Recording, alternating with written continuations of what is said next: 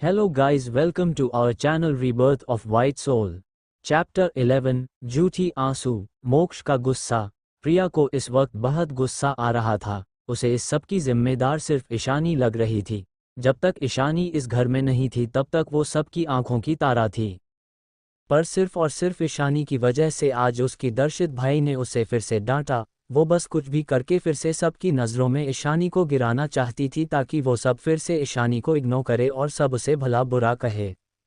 पर उसे पता नहीं था कि ये पहली वाली ईशानी नहीं है जो उसकी चाल में फंस जाए या किसी के कुछ सोचने से उसे फर्क पड़े। उसने अपनी आंखों में झूठी आंसू लाते हुए सबको देखा, जैसे वो कितनी ही दयनीय हो। तभी राहुल ने उसकी आंसू पोंछते हुए बोला, तुम चिंता मत करो, ये मेरा फैसला है क्योंकि मैं तुमसे शादी करना चाहता हूँ। उसकी बात सुनकर प्रिया ने दिल ही दिल में राहत की सांस लिया। अच्छा हुआ कि राहुल अब भी उसका है। वो ईशानी को इस बात से जरूर नीचे धकेल सकती है और अपनी प्लानिंग के हिसाब से काम कर सकती है। वही समीर ने प्रिया पर ज़्यादा ध्यान ना देते हुए बोला, अगली बात अपनी बातों पर ध्यान रखना, तुम जो कहना चाहती हो उसे किसी और को ठेस पहुंच सकती है। इतना कहकर वो वहां से उठकर रूम की तरफ चला गया। रिहान और अयान को समझ नहीं आ रहा था कि वो क्या बोले। उनके दोनों भाई आजकल प्रिया पर कुछ ज़्यादा ही सख्ती बारात रहे हैं, पर अगर उन्हें याद होता कि उन सबने ईशानी के साथ कैसा व्यवहार किया है तो उनकी ये सोच अभी खत्म हो जाती। वही प्रिया को ऐसा लग रहा था जैसे वो अपने सपोर्ट खो रही है। उसने अपने आंखों में आंसू लिए अपने माँ पापा की तरफ देखा तो सुकेत जी बोले, डोंट वरी बेटा, दर्शित थोड़ा गुस्से में है इसलिए उसकी बातों को दिल पर मत लो। तभी रोमी बोली, पर अंकल आंटी आपको ईशानी को सजा देना चाहिए। आपने देखा नहीं वो कितनी एरोगेंट है, वो बड़ों से ठीक से बात भी नहीं करती। तभी मोहिनी जी भी बोली, हाँ आरती जी, आपको अभी से उसे अपनी कंट्रोल में रखना चाहिए, नहीं को आगे जाकर उसकी इस बिहेवियर से हाई सोसाइटी में आपका ही नाम खराब होगा। वही सुकेत जी और आरती जी उनकी बातों से सहमत थे, पर जब उन्होंने सोचा कि कैसे उन्होंने कभी भी ईशानी पर ध्यान नहीं दिया, उसे दोषी ठहराया, तो वो समझ नहीं पा रहे थे कि क्या कहे, क्योंकि ईशानी पहले बहुत अलग थी पर इन 4 सालों में उसने बहुत बदलाव आ गया है। जब समीर फाइल लेकर नीचे आया तो उनकी बात सुनकर उसे थोड़ा गुस्सा आया। आपको उसकी चिंता करने की ज़रूरत नहीं है मिसेस महाजन, वो बहुत समझदार है और ऐसे भी किसी को नहीं पता कि ईशानी इस घर की असली बेटी है और ना ही अनाउंस हुआ है, इसलिए उसकी वजह से किसी की नाम खराब नहीं हो रहा है। ऐसे भी ईशानी आपकी और मेहरा फैमिली से कहीं ज़्यादा इन्फ्लुएंस रखी है बिजनेस वर्ल्ड में, समीर ने बिना किसी इमोशन के बोला, क्योंकि उसे ईशानी की 4 साल की कोई भी इन्फॉर्मेशन नहीं मिली थी और उसे ये भी पता था कि रायजादा फैमिली से ईशानी की स्ट्रॉन्ग बॉन्डिंग है। समीर वहां बिना रुके बाहर की तरफ चला गया। वही उसकी बातों से महाजन फैमिली शॉक थी। तभी राकेश महाजन बोला, सुकेत जी, आपके बेटे का कहने का मतलब क्या है? वही सुकेत जी और आरती जी को समझ नहीं आ रहा था कि वो क्या बोले। उन्हें भी याद था कि अनुपम रायजादा ईशानी को लेकर कितने प्रोटेक्टिव लग रहे थे। अगर उन्हें पता चल गया कि किसी ने ईशानी को कुछ बेइज्जत करके कहा है तो वो पक्का बदला लेंगे। अगर ऐसा हुआ तो प्रिया की शादी राहुल से नहीं हो पाएगी। तभी आरती जी बोली, कुछ नहीं, वो तो ऐसे ही बोल रहा है ताकि कोई ईशानी के बारे में गलत ना सोचे। वो 4 साल बाद घर आए है तो वो नहीं चाहता कि कोई ईशानी को कुछ भी बोले। जब महाजन फैमिली वहां से चली गई तो सबने एक राहत की सांस ली। मोम, डैड, क्या समीर भाई की एंगेजमेंट भी अगले हफ्ते होगी? उसकी बात सुनकर सुकेत जी बोले, हाँ, हम उनसे बात करके डेट फिक्स करेंगे। समीर के एंगेजमेंट के दिन ही हम प्रिया और राहुल की मंगेतर वाली न्यूज को भी अनाउंस कर देंगे। उनकी बात सुनकर प्रिया मन ही मन खुश हो रही थी। उसकी प्लान जो पूरा होने वाला था, उसने ठान लिया था कि जैसे उसने ईशानी की मंगेतर को छीन लिया ऐसे ही ईशानी से सब कुछ छीन लेगी। वही ईशानी अपनी रूम में बैठकर आपकी कंप्यूटर में कुछ काम कर रही थी। उसकी उंगलियां कीबोर्ड पर तेज स्पीड से चल रही थी। थोड़ी ही देर में कंप्यूटर स्क्रीन पर एक लोकेशन शो होने लगा। ईशानी की होठों पर उस लोकेशन को देख एक डेविल स्माइल आ गई। वही दूसरी तरफ एक क्लब में जहां बहुत शोर था, उसकी एक प्राइवेट रूम में 3 लोग बैठे हुए वाइन पी रहे थे।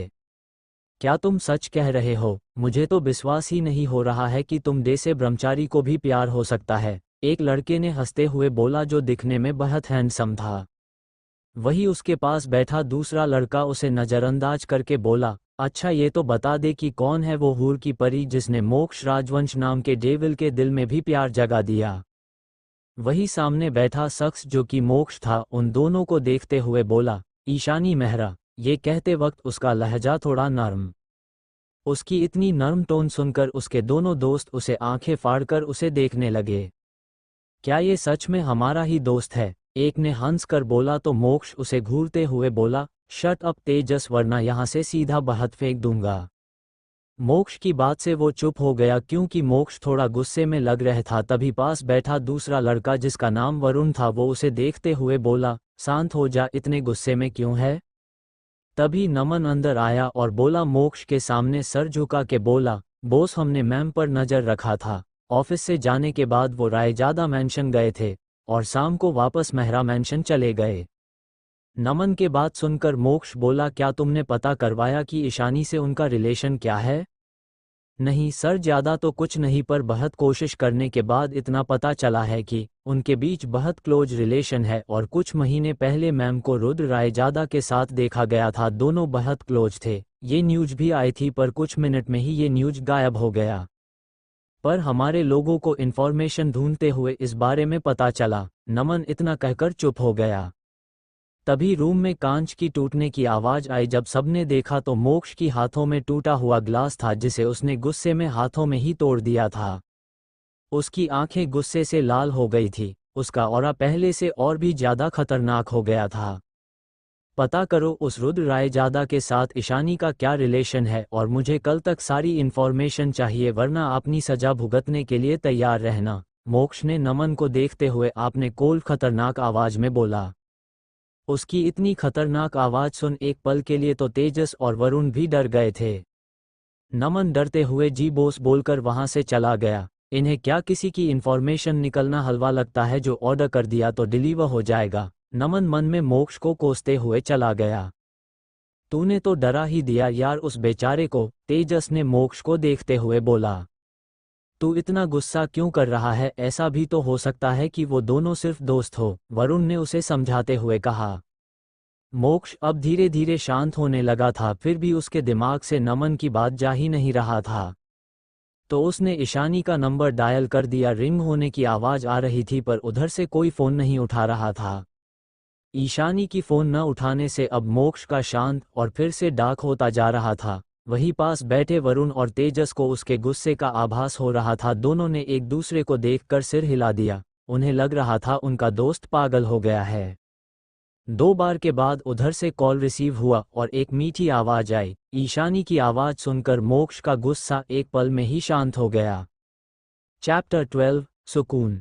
ईशानी की सरकास्टिक बातें। मोक्ष को ईशानी की आवाज़ सुनकर सुकून मिल रहा था। तभी ईशानी फिर से बोली, हेलो मिस्टर राजवंश, आपने इतनी रात को कॉल किया, कोई काम था क्या? ईशानी की आवाज़ से मोक्ष होश में आकर थोड़ी सॉफ्ट टोन में बोला, नहीं मैंने ऐसे ही कॉल किया था। क्या आपने खाना खा लिया है? वही मोक्ष की चाशनी डे से बोल सुनकर तेजस और वरुण का मुंह तो खुला ही रह गया। दोनों ने एक दूसरे को देखकर बेचारगी से अपना सिर हिला दिया। वही ईशानी अपनी लैपटॉप के सामने बैठी थी। उसे भी समझ नहीं आ रहा था कि क्या मोक्ष ने सिर्फ ये पूछने के लिए उसे कॉल किया है कि उसने खाना खाया है या नहीं। फिर भी उसने जवाब दिया, अभी नहीं मिस्टर राजवंश, थोड़ी देर बाद डिनर कर लूंगी। फिर उसने हिचकिचाते हुए पूछा, क्या आपने डिनर कर लिए मिस्टर राजवंश? ईशानी को समझ नहीं आ रहा था कि वो क्या बात करे, इसलिए उसने मोक्ष का सवाल ही उससे पूछ लिया। जब से ईशानी मोक्ष से मिली थी तब से उसे मोक्ष के प्रति एक अलग सा खिंचाव महसूस हो रहा। ऐसा उसने 2 साल पहले महसूस किया जब उसने उस आदमी को बचाया था। वही ईशानी की सवाल से मोक्ष के होठों पर एक जेन्युइन स्माइल आ गई। उसके मन में खुशी की लहर उठ रही थी। उसे लग रहा था उसकी बेबी गर्ल उसकी फिक्र करके ये पूछ रही है। नहीं, मैंने भी डिनर नहीं किया, क्यों ना हम साथ में डिनर करें, ये मेरी तरफ से एक ट्रीट होगा। सॉरी मिस्टर राजवंश, मुझे थोड़ा काम है इसलिए मैं आज नहीं आ सकती। अगली बार हम जरूर साथ में डिनर करेंगे। ईशानी की ना सुनकर मोक्ष की चेहरे की चमक गायब हो गई। फिर भी वो कुछ सोचते हुए बोला, कोई बात नहीं मिस ईशानी, हम कल ऑफिस में मिलने वाले हैं तो तब आप मना नहीं कर सकती। फिर ईशानी ने ओके बोलकर फ़ोन रख दिया। ईशानी की दिल तेजी से धड़क रहा था। उसे ऐसा लग रहा था जैसे मोक्ष उसके बहुत करीब है और उसके कान के पास उसे ये सब बोल रहा है। पहली बार 2 सालों के बाद फिर से उसी एहसास को महसूस कर रही थी, वो प्यार भरा एहसास जो उसे उस आदमी के लिए महसूस किया था। वही मोक्ष अपने फ़ोन को देखकर मुस्कुरा रहा था और तेजस और वरुण उसे किसी पागल की तरह देख रहे थे। तभी तेजस बोला, ये तो भावी के प्यार में पागल आशिक बन गया है। उसकी बात सुनकर वरुण हंसते हुए बोला, सही कहा तुमने, वैसे मैं भावी से मिलने के लिए बहुत एक्साइटेड हूँ। तभी तेजस मोक्ष को देखकर बोला, मैंने नमन से उनके बारे में पूछा था पर उसने मुझे कुछ नहीं बताया, अब तू ही बोल दे भाभी के बारे में। उसकी बात सुनकर मोक्ष ने प्राउड स्माइल के साथ बोला, वो जी कंपनी की सीईओ है। उसकी बात सुनकर तेजस की मुंह से सारी वाइन बाहर आ गई, वही वरुण को भी खांसी आ गई। दोनों अविश्वास से मोक्ष को देख रहे थे। क्या कहा तुमने? जी कंपनी जो 4 सालों से एशिया में नंबर 2 पोजीशन पर बनी हुई है और उसकी सीईओ जो मिस्टीरियस है, वरुण ने सवाल किया। हाँ वही है, मेरी बेबी डॉल जिसे मैं 2 सालों से पागलों की तरह ढूंढ रहा हूँ पर वो तो मेरे इतने पास थी। उसकी बात सुनकर तेजस बोला, मैंने सुना है वो बहुत मिस्टीरियस है और आज तक उसे किसी ने नहीं देखा। वो जब भी किसी मीटिंग को अटेंड करती है तो उसकी फेस पर मास्क रहता है। उसकी बात सुनकर मोक्ष की होठों पर एक स्माइल आ गई। वही उसके दोनों दोस्त तो आज बार बार मोक्ष को स्माइल करता देख सदमे में चले गए थे। ईशानी की आइडेंटिटी जानना क्या काम था जो अब ये उन्हें अपनी बाती सी दिखा रहा है, जो कभी हंसता ही नहीं था। वही दूसरी तरफ मेहरा मैंशन में सब लोग डाइनिंग हॉल में थे। तभी ईशानी दादा दादी के साथ डाइनिंग टेबल पर आई और उनके बैठने के बाद वो भी उनके पास बैठ गई। उसे इन सबके साथ बैठने का मन नहीं था पर उसकी दादा दादी चाहते थे कि वो सबके साथ बैठकर खाए। वो उन्हें मना नहीं कर सकती थी, आखिरकार वो दोनों ही थे जिन्होंने उसे पिछले जन्म में सबसे ज़्यादा प्यार दिया था और अब भी वो उसे बहुत प्यार करते हैं। सबके बैठने के बाद मेड ने खाना सर्व करना शुरू कर दिया। रक्षित और समीर उसे देख रहे थे, वही रिहान और अयान भी उसकी तरफ देख रहे थे। ईशानी को भी महसूस हो गया था कि वो सब उसे देख रहे हैं, पर ईशानी ने किसी की तरफ भी ध्यान नहीं दिया और आपने दादाजी की तरफ देखा। उनकी प्लेट में दूसरों की तरह खाना देखकर उसकी भौहें वापस में सिकुड़ गई। उसने उनकी रिपोर्ट अच्छे से पढ़ी थी। उनकी दिल की हालत अब थोड़ी थी, फिर भी अभी सर्जरी नहीं हो सकता था, इसलिए कुछ चीज़ उनकी डाइट में बदलाव करना जरूरी था। उसने दादाजी की तरफ देखा और बोली, दादाजी क्या डॉक्टर ने डाइट चार्ट नहीं बनाया? उसकी बात सुनकर सब उसे देखने लगे तो समीर बोला, तुम कहना क्या चाहती हो? ये डॉक्टर के डाइट चार्ट के हिसाब से ही तो बना है। उसकी बात को ईशानी ने इग्नोर कर दिया और बोली, दादाजी मैं आपके लिए कल डाइट प्लान बना दूंगी और आपकी कुछ मेडिसिन चेंज कर दूंगी जो सर्जरी के पहले लेने से हार्ट की सर्जरी स्मूथली हो जाएगी। तभी सुकेत जी जो अब तक उसकी बातें सुन रहे थे वो चिढ़ कर बोले, तुम क्या खुद को डॉक्टर समझती हो? तुम्हें कुछ भी करने की जरूरत नहीं है। जो डॉक्टर पापा को ट्रीट कर रहे हैं वो मुंबई की बेस्ट डॉक्टर है। उनकी बात सुनकर ईशानी ने उनकी तरफ देखा भी नहीं और अपनी कोल्ड आवाज में बोली, मिस्टर मेहरा अच्छा होगा अगर आप अपने काम में ध्यान दें। मैं अपने दादाजी के लिए क्या करती हूँ क्या नहीं इससे आपको कोई मतलब नहीं होना चाहिए। मैंने ये सब पहले ही क्लियर कर दिया है। उसकी बात सुनकर सुकेत जी गुस्से में आग बबूला हो गए। वही प्रिया तो मन ही मन खुश हो रही थी कि ईशानी खुद ही सबको गुस्सा दिला रही है, सब उसे ऐसे ही इस घर से बाहर निकल देंगे। क्या तुम इतने साल बाहर रहकर आपने सारे मैनर्स भूल गई हो, जो आपने डैड को मिस्टर मेहरा बुला रही हो? उनकी बात सुनकर ईशानी को हंसी आ गई। वो हंसते हुए बोली, मिस्टर मेहरा लगता है आपके यादाश्त बहुत कमजोर है। जब मैं पहले इस घर में थी तब आपने ही मुझे बोला था कि आपको डैड न बुलाओ। लगता है समय के साथ आपका दिमाग ने काम करना बंद कर दिया है। अगर आप चाहे तो मैं आपको किसी अच्छे डॉक्टर की नंबर दे सकती हूँ। फिर उसकी होठों से हंसी गायब हो गई और उसकी आंखों में सर्द भाव आ गए और उसका ऑरा और भी ज्यादा कोल्ड हो गया। फिर वो सुकेत जी के तरफ देखकर बोली, अच्छा होगा कि आप ये बात हमेशा याद रखें कि मेरी आपसे कोई रिश्ता नहीं है। उसकी इतनी भयानक आवाज से एक पल के सब डर गए। तभी अयान बोला, ईशानी तुम डैड से ऐसे कैसे बात कर सकती हो? उन्होंने क्या गलत बोला? उन्होंने सही कहा, तुम्हें ऐसे हार्ड बिहेव नहीं करना चाहिए। ईशानी ने उसकी बात सुनकर उसे बिना देखे ही कोल्ड आवाज में बोला, मिस्टर अयान अगर आपको अपने डैड की इतनी ही चिंता है तो आप मुझे नहीं उनसे बोलिए कि वो मुझसे बात ही ना करे। आज ईशानी की बातों से सबकी दिल में एक चुभन सी हो रही थी। वही सुकेत जी को भी याद आया कि उन्होंने गुस्से में एक बार ईशानी को उन्हें डैड बोलने से मना किया था। ये याद करके सुकेत की के दिल में बेचैनी होने लगा। समीर और दर्शित ईशानी को देख रहे थे जो इस वक्त बहुत गुस्से में लग रही थी। दोनों को ही अब एहसास हो रहा था कि उन लोगों ने कभी ईशानी को अपनापन और प्यार नहीं दिया था। अब ईशानी भी उनके साथ ठीक वैसे ही बर्ताव कर रही जैसे उन सब ने उसके साथ किया था। आरती जी की आंखें भी नम हो गई थी। ये उनकी बेटी थी जिस पर उन्होंने कभी ध्यान ही नहीं दिया और आज वो उन्हें माँ बाप मानने से भी इनकार कर रही है। तभी प्रिया नाटक करते हुए बोली, ईशानी तुम डैड और भाई से ऐसे कैसे बात कर सकती हो? वो तो तुम्हारी भलाई के लिए तुम्हें डांटते थे ताकि तुम बिगड़ ना जाओ। तुम 16 सालों तक बाहर थी इसलिए वो बस तुम्हें मैनर्स सीखने के लिए कभी कभी तुम्हें डांट देते थे। और अगर तुम्हें मेरा यहाँ रहकर तुम्हारी जगह लेना तुम्हें पसंद नहीं है तो मैं इस घर बाहर चली जाऊंगी। उसने अपनी आंखों में आंसू लिए अपने माँ पापा और भाइयों की तरफ देखकर कहा। उसकी बात सुनकर सुकेत जी का ईशानी के लिए गिल्ट थोड़ा कम होना लगा था। अब उन्हें प्रिया के लिए बुरा लगने लगा। वही दादाजी और दादी माँ उसकी नाटक देख गुस्सा हो गए। वो कुछ बोलने वाले थे पर तभी ईशानी सरकास्टिक स्माइल करते हुए बोली, मिस प्रिया आप अच्छा मजाक कर लेते हैं। आप बचपन से इस घर की प्रिंसेस है। आपकी माँ बाप और भाइयों ने आपको बहुत ही प्रोटेक्ट करके बड़ा किया है। आफ्टर ऑल आप उनकी इकलौती बेटी और बहन हो तो आपको मेरी वजह से इस घर को छोड़ने की क्या ज़रूरत है? वैसे भी आपको किसने कह दिया कि मुझे आपसे या आपके मॉम डैड या भाई से कोई भी फ़र्क पड़ता है? उसकी बात सुनकर सबको बुरा लगने लगा। आरती जी की आंखों में आंसू आ गया। उन्होंने प्रिया को प्यार से बड़ा किया पर ईशानी तो अकेली बाहर सफ़र करती रही, पर जब वो घर आई तो उन्होंने उसे कभी प्यार नहीं दिया। तभी बटलर आकर बोला, ईशानी मैम वो नकुल जी हॉल में आपका इंतजार कर रहे हैं। उसके बाद सुनकर ईशानी को याद आया कि उसने नकुल को कुछ फाइल लाने को बोला था। वो अपने दादा दादी की तरफ देखकर बोली, दादाजी दादी माँ मैं बाद में डिनर कर लूँगी, मुझे अभी थोड़ा अर्जेंट काम है। इतना कहकर वो वहाँ से चली गई। प्रिया की मुठिया गुस्से में कस गई थी। तभी समीर बोला, मैंने आप सबसे कहा था ना उसे नाराज मत करना, आप सब क्यों बात नहीं मानते? फिर उसने सबको देखते हुए बोला, सब खाना खाओ। सबने बस थोड़ा थोड़ा खाया। आज ईशानी की बातों ने सबके दिल में एक गिल्ट छोड़ दिया था। अभी के लिए इतना ही। चैप्टर 13 ईशानी का एहसास। नकुल ने ईशानी सारे फाइल्स ईशानी को दे दिया। ईशानी नकुल के साथ गार्डन एरिया में चली गई। वो नहीं चाहती थी कि उनकी बातें कोई सुने।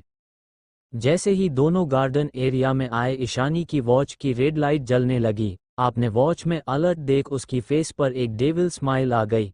फिर वो नकुल को देखकर बोली, जैकी को कॉल करो और उसे बोल दो कि शिकार खुद चलकर शिकारी के पास आ रहा है। इस बार अगर जैकी चूक गया तो मैं क्या कर सकती हूँ वो अच्छे से जानता है। इस वक्त ईशानी का चेहरा इमोशनलेस था पर नकुल समझ गया था कि उसकी डेविल बॉस पिछली बार की गलती के वजह से जैकी पर बहुत गुस्सा है। उसने जल्दी से जैकी को कॉल लगाया तो उधर से एक आलस भरी आवाज आई।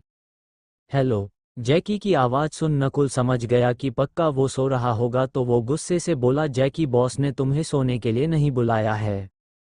नकुल की गुस्से भरी आवाज़ सुन जैकी उठ गया और हड़बड़ाहट में बोला, क्या हुआ नकुल भाई, क्या बॉस ने मेरे लिए कोई काम दिया है? हाँ सी बेस पर नज़र रखो, आज वो सब वहाँ आने वाले हैं और उनमें से कोई भी बचकर नहीं जाने चाहिए वरना बॉस तुम्हें छोड़ेंगे नहीं, नकुल ने थोड़ा गंभीर आवाज में बोला। नकुल की बात सुनकर जैकी की आंखों में एक गुस्सा उतर आया और वो गुस्से में बोला, आज तो मैं उन लोगों को जिंदा नहीं छोड़ूंगा। सिर्फ उन लोगों की वजह से बॉस मुझ पर गुस्सा है। उन लोगों की वजह से बॉस मुझे नहीं तुम्हें वहां मुंबई अपने साथ ले गए, वरना बॉस तुम्हें नहीं मुझे अपने साथ लेकर जाते।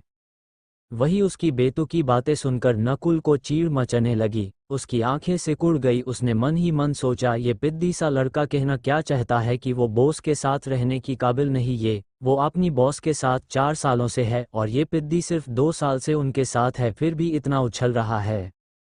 उसने गुस्से में फ़ोन रख दिया। वही दूसरी तरफ जैकी बिना देखे और सुने कि फ़ोन काट दिया गया है वो बस बड़बड़ाए जा रहा था। जब उसे दूसरी तरफ से कोई आवाज़ नहीं आई तो उसने फ़ोन को देखा तो दूसरी तरफ से कॉल काट दिया गया था। उसने गुस्से में फ़ोन को घूरते हुए बोला, इसकी इतनी हिम्मत कि ये मेरे बात बिना सुने फ़ोन काट दे। देखना एक दिन मैं बॉस से कहकर इसे अफ्रीका भेज दूंगा।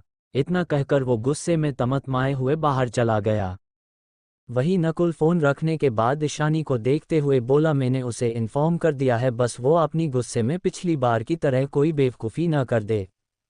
हाँ, तुम गॉड से कहो कि वो उसके हरकत पर नज़र रखे, अगर गुस्से में उसने पिछली बार की तरह अकेला चला गया तो बात बिगड़ सकती है। ईशानी ने फाइल देखते हुए बोला। थोड़ी देर बाद ईशानी ने सारी फाइल नकुल को दे दिया और अपनी ठंडी मगर खतरनाक आवाज़ में बोली, पता करो बड़े पापा पर कल जो हमला हुआ था उसके पीछे किसका हाथ है, और मुझे जल्द से जल्द वो इंसान मेरे सामने चाहिए। वही ईशानी की बात सुनकर नकुल को पसीना आ गया था। उसे समझ नहीं आ रहा था कि इस बारे में ईशानी को कैसे पता चल गया।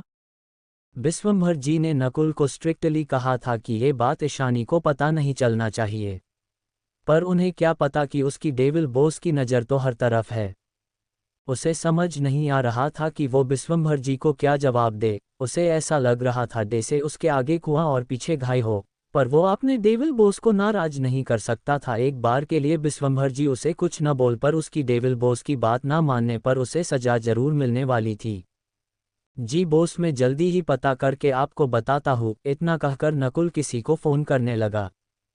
तभी ईशानी की फ़ोन में मैसेज आया। जब ईशानी ने मैसेज करने वाले का नाम देखा तो उसकी दिल तेजी से धड़कने लगा। उसकी आंखें जो कुछ पल पहले इमोशनलेस थी, अब उसमें एक चमक और नरमी दिखने लगी जो शायद खुद ईशानी को भी पता नहीं होगा।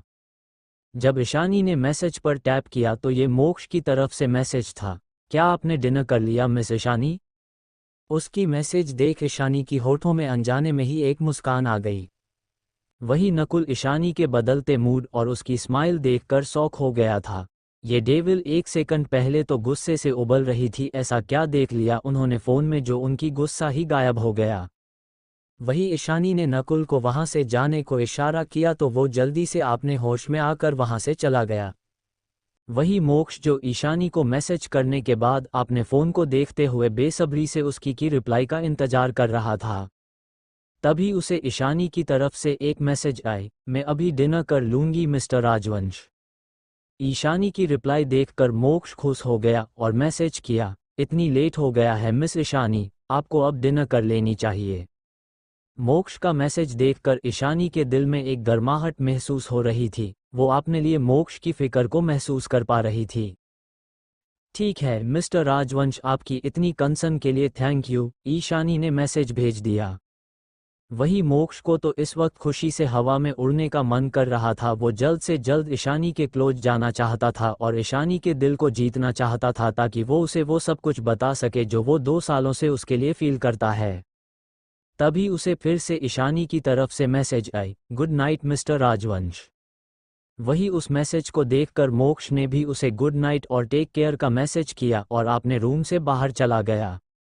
बाहर उसके बॉडीगार्ड अपने पोजीशन में खड़े थे। ये सब उसके वेल ट्रेन्ड बॉडीगार्ड थे जो सालों से उसके लिए काम कर रहे थे। मोक्ष के एक इशारे पर ये किसी की जान ले सकते थे और खुद की जान दे भी सकते थे। तभी वहां पर तेजस और वरुण आ गए।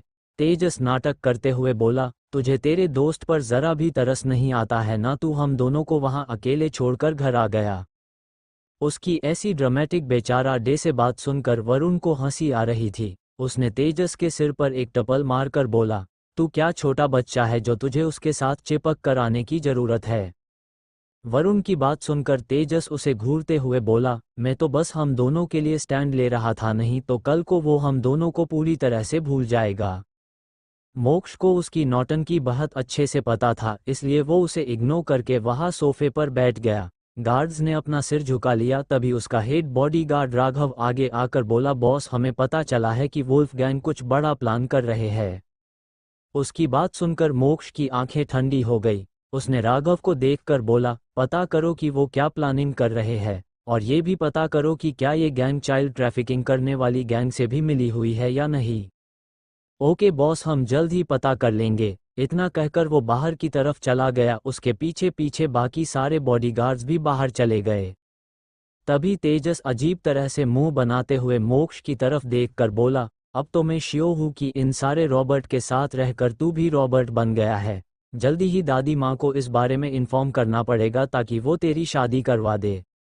अगर तू जल्दी ईशानी भाभी के बारे में घर में नहीं बताया तो मैं उन सबको बता दूंगी कि तू उस चुड़ैल दीप्ति को पसंद करता है, फिर तो तेरे दादी माँ और मॉम दोनों मिलकर तेरी शादी उस नच्चड़ी चुड़ैल से जरूर करवा देंगे।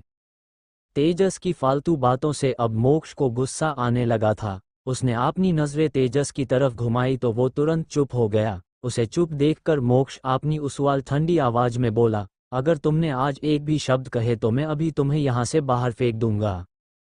उसकी बात सुनकर तेजस का मुंह बन गया। उसने धीरे धीरे से बड़बड़ाया, आजकल तो भलाई का जमाना ही नहीं रहा। उसकी बड़बड़ाहट को मोक्ष ने इग्नोर कर दिया। वही वरुण जो बेफिक्री से बैठा तेजस की बातों को इग्नोर करके आपने फोन चला रहा था, उसने मोक्ष की तरफ देखकर बोला, दादाजी ने कल तुझे घर बुलाया है। उसकी बातें सुनकर मोक्ष की आंखें सिकुड़ गई। उसे पता था कि ये आइडिया जरूर उसकी प्यारी दादी माँ और मॉम की होगी, दोनों उसे फिर से शादी करने को कहने वाले हैं। वही तेजस तो खुश हो गया और मन ही मन बोला, कल बहुत मजा आएगा, कल तो दादी माँ और आंटी इसे बिना साबुन पानी के अपनी बातों से ही इस रखियास को धोने वाली है। चैप्टर 14 ईशानी की इग्नोरेंस। रात के 12 बजे एक सुनसान जंगल एरिया के बीच एक घर जो दिखने में किसी खंडहर की तरह लग रहा था, उसके आसपास बहुत लोग पहरा दे रहे थे। वहीं उनसे कुछ दूरी पर एक अंधेरी जगह में एक आदमी अपनी बाइनोक्यूलर में उनकी हर हरकत को नोटिस कर रहा था। यार, इस बार इन सबको तो मैं जंगली कुत्तों को खिला दूंगा, उस इंसान ने गुस्से में कहा। जैकी सर, क्या आप भूल गए हैं कि बॉस ने क्या कहा था, हमें उन पर नज़र रखनी है और सही टाइम का इंतजार करना चाहिए ताकि यहाँ से उनका बॉस भाग ना पाए। पीछे खड़े हेड गार्ड ने उस इंसान को जो कि जैकी था उसे समझाते हुए बोला, आज तो मैं इनमें से किसी को नहीं छोड़ने वाला।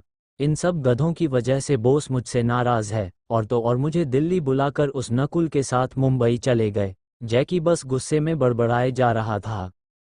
वही उसके पीछे खड़े हेड गार्ड ने तो अपना सिर ही पीट लिया। कहाँ फंसा दिया नकुल सर ने, इन्हें समझाना मतलब भैंस के आगे बीन बजाना। वो गार्ड बस मन ही मन प्रार्थना कर रहा था कि जैकी गुस्से में पागल होकर कोई उल्टी सीधी हरकत ना कर दे।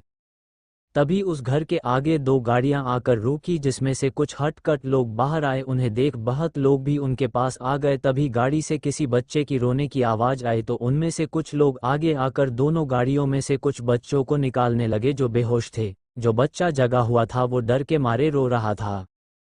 वो सब उन बच्चों को घसीटते हुए अंदर ले गए। वही जैकी और वो गार्ड जो दूर से ये सब देख रहे थे, अब उन्हें समझ नहीं आ रहा था कि वो क्या करे। जैकी का खून तो डे से गुस्से के मारे उबल रहा था। ये लोग इतने घटिया कैसे हो सकते, इन छोटे छोटे बच्चों को घसीटते हुए ले जा रहे हैं। इन सबको तो मैं सीधा नरक में पहुंचाऊंगा। जैकी सर, अभी हम कुछ नहीं कर सकते हैं, हमें बॉस को सब कुछ इन्फॉर्म करना पड़ेगा। अगर हम अभी अपनी टीम तो बुलाकर इन पर अटैक करेंगे तो हो सकता है ये सब भाग जाए और बच्चों की जान को भी खतरा हो सकता है, और हम ये भी पता नहीं कि अंदर और कितने बच्चे हो सकते हैं। वही दूसरी ईशानी अपनी बालकनी में खड़ी थी। उसके सामने एक कैनवास था जिस पर बहुत खूबसूरती से एक इंसान की तस्वीर बनी हुई थी। उस तस्वीर में उस इंसान की काली गहरी आंखें जैसे किसी गहरी समुंदर की तरह लग रही थी। ईशानी उस तस्वीर को देखते हुए बोली, ये कैसे हो सकता है, मुझे उस इंसान में हमेशा मिस्टर राजवंश की छवि क्यों दिख रही है, क्योंकि उस फोटो में कोई और की नहीं मोक्ष का चेहरा था। लगता है आजकल मैं कुछ ज़्यादा ही सोच रही हूँ, इसलिए मुझे मिस्टर मोक्ष में उस इंसान का चेहरा नजर आ रहा है। तभी उसे नकुल का कॉल आया। नकुल की बात सुनकर ईशानी की आंखों में गुस्सा उतर आया। जैकी को बोलो उन सब पर नजर रखे, सही टाइम आने पर हम अटैक करेंगे। इतना कहकर ईशानी ने कॉल काट दिया। उस फोटो को लेकर अपने रूम में चली गईं। सुबह का वक्त। ईशानी रोज की तरह गार्डन में अपनी प्रैक्टिस कर रही थी। तभी पीछे से एक आवाज़ आई, क्या तुम वहाँ भी रोज ऐसे ही प्रैक्टिस करती हो? ईशानी समझ गई कि ये आवाज़ समीर की है, पर उसने कुछ नहीं बोला और अपनी प्रैक्टिस जारी रखा। उसकी चुप्पी समीर को खल रही थी। आज वो ईशानी से बात करने के लिए उसके पास आ गया था। समीर फिर से अपनी आवाज़ में नरमी लाते हुए बोला, क्या तुम थोड़ी देर के लिए मुझसे बात कर सकती हो? समीर की बात सुनकर ईशानी एक पल के लिए रुक गई और साइड में देखा जहां समीर अपनी आंखों में उम्मीद लिए खड़ा था। ईशानी को उसे देखकर वो सारे वक्त याद आ गया जब वो भी इसी तरह अपनी आंखों में आंसू और प्यार लिए अपनी भाइयों के सामने खड़ी थी, पर उसे मिला क्या? बस इगोरेंस और एक बेबस भरी मौत। उसने समीर को देखकर अपनी आवाज़ में बिना किसी इमोशन के बोला, मिस्टर मेहरा, मुझे नहीं लगता कि हमारे बीच में बात करने जैसा कुछ भी है। इतना कहकर ईशानी अंदर की तरफ चली गई। समीर बस उसे देखता रहा। उसे याद आया कि कई बार उसने भी ऐसे ही ईशानी की बात सुने बिना उसे इग्नोर करके चला जाता था।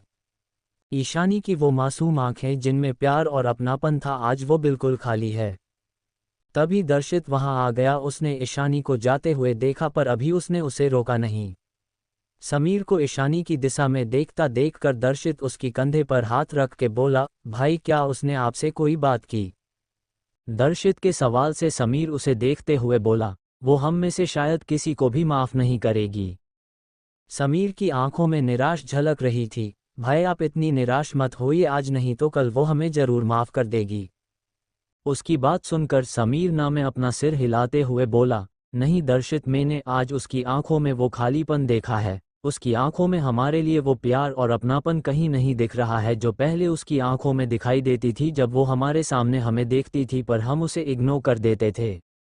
आज उस प्यार की जगह मैंने उसकी आंखों में सिर्फ खालीपन देखा है, जैसे उसकी आंखों में कोई इमोशन ही ना हो। ये कहते वक्त समीर की आवाज़ थोड़ी लड़खड़ा गई थी। मुझे पता है भाई, उसकी दिल में अब हम सब के लिए कोई जगह नहीं है, पर इस सब की जिम्मेदार भी सिर्फ हम हैं। दर्शित ने अपनी नम आंखों के साथ कहा। वही रेहान और अयान थोड़ी दूर खड़े होकर उन दोनों की बातें सुन रहे थे, पर समीर और दर्शित अपनी सोच में गुम थे, इसलिए उन्हें पता भी नहीं चला। रेहान और अयान एक दूसरे के तरफ देखकर अंदर चले गए। आज उन्हें समझ आ गया था कि उनके दोनों भाई ईशानी जब ईशानी को मना नहीं पा रहे हैं तो उन दोनों ने तो ईशानी को सबसे ज़्यादा इग्नोर किया और तकलीफ दिया था, तो ईशानी उन्हें तो शायद कभी माफ़ नहीं करेगी। वही मोक्ष के विला में तेजस चिल्लाकर मोक्ष को बुला रहा था। उसकी इतनी तेज आवाज़ सुनकर वरुण को इरिटेशन हो रही थी। वरुण गुस्से से बोला, बास अब और नहीं, वो खुद ही आ जाएगा, तेरे चिल्लाने से कहीं यहाँ भूकंप न आ जाए। उसकी बात सुनकर तेजस का तो मुंह ही बन गया। वो वरुण को देखते हुए बोला, अगर भूकंप आ भी जाए तो क्या ही फर्क पड़ेगा, घर में मोक्ष नाम का जो पहाड़ है वो तो हिलेगा भी नहीं। उसकी ऐसी बेतुकी बिना सिर पैर की बातें सुनकर अब वरुण को अपनी सिर पीटने का मन कर रहा था। तभी मोक्ष नीचे आकर तेजस को गुस्से से घूरने लगा। मोक्ष को खुद को ऐसे घूरता देख तेजस चुप हो गया, फिर नाटक करते हुए बोला, तू मुझे ऐसे क्यों देख रहा है? कहीं तुझे मेरे इस हैंडसम चेहरे पर क्रश तो नहीं है? पर मैं तुझे पहले ही बता देता हूँ, मुझे सिर्फ लड़कियों में इंटरेस्ट है। अब तो मोक्ष का गुस्सा 7वें आसमान पर पहुंच गया था। उसने गुस्से में उसे तेजस को घूरते हुए बोला, अगर आगे तुम्हारे मुंह से एक भी शब्द निकला तो 2 दिन के लिए ब्लैक विला में रहने के लिए तैयार रहना। जब तेजस ने उसकी इतनी खतरनाक आवाज़ और ब्लैक विला के बारे सुना तो उसने अपना थूक गटक लिया।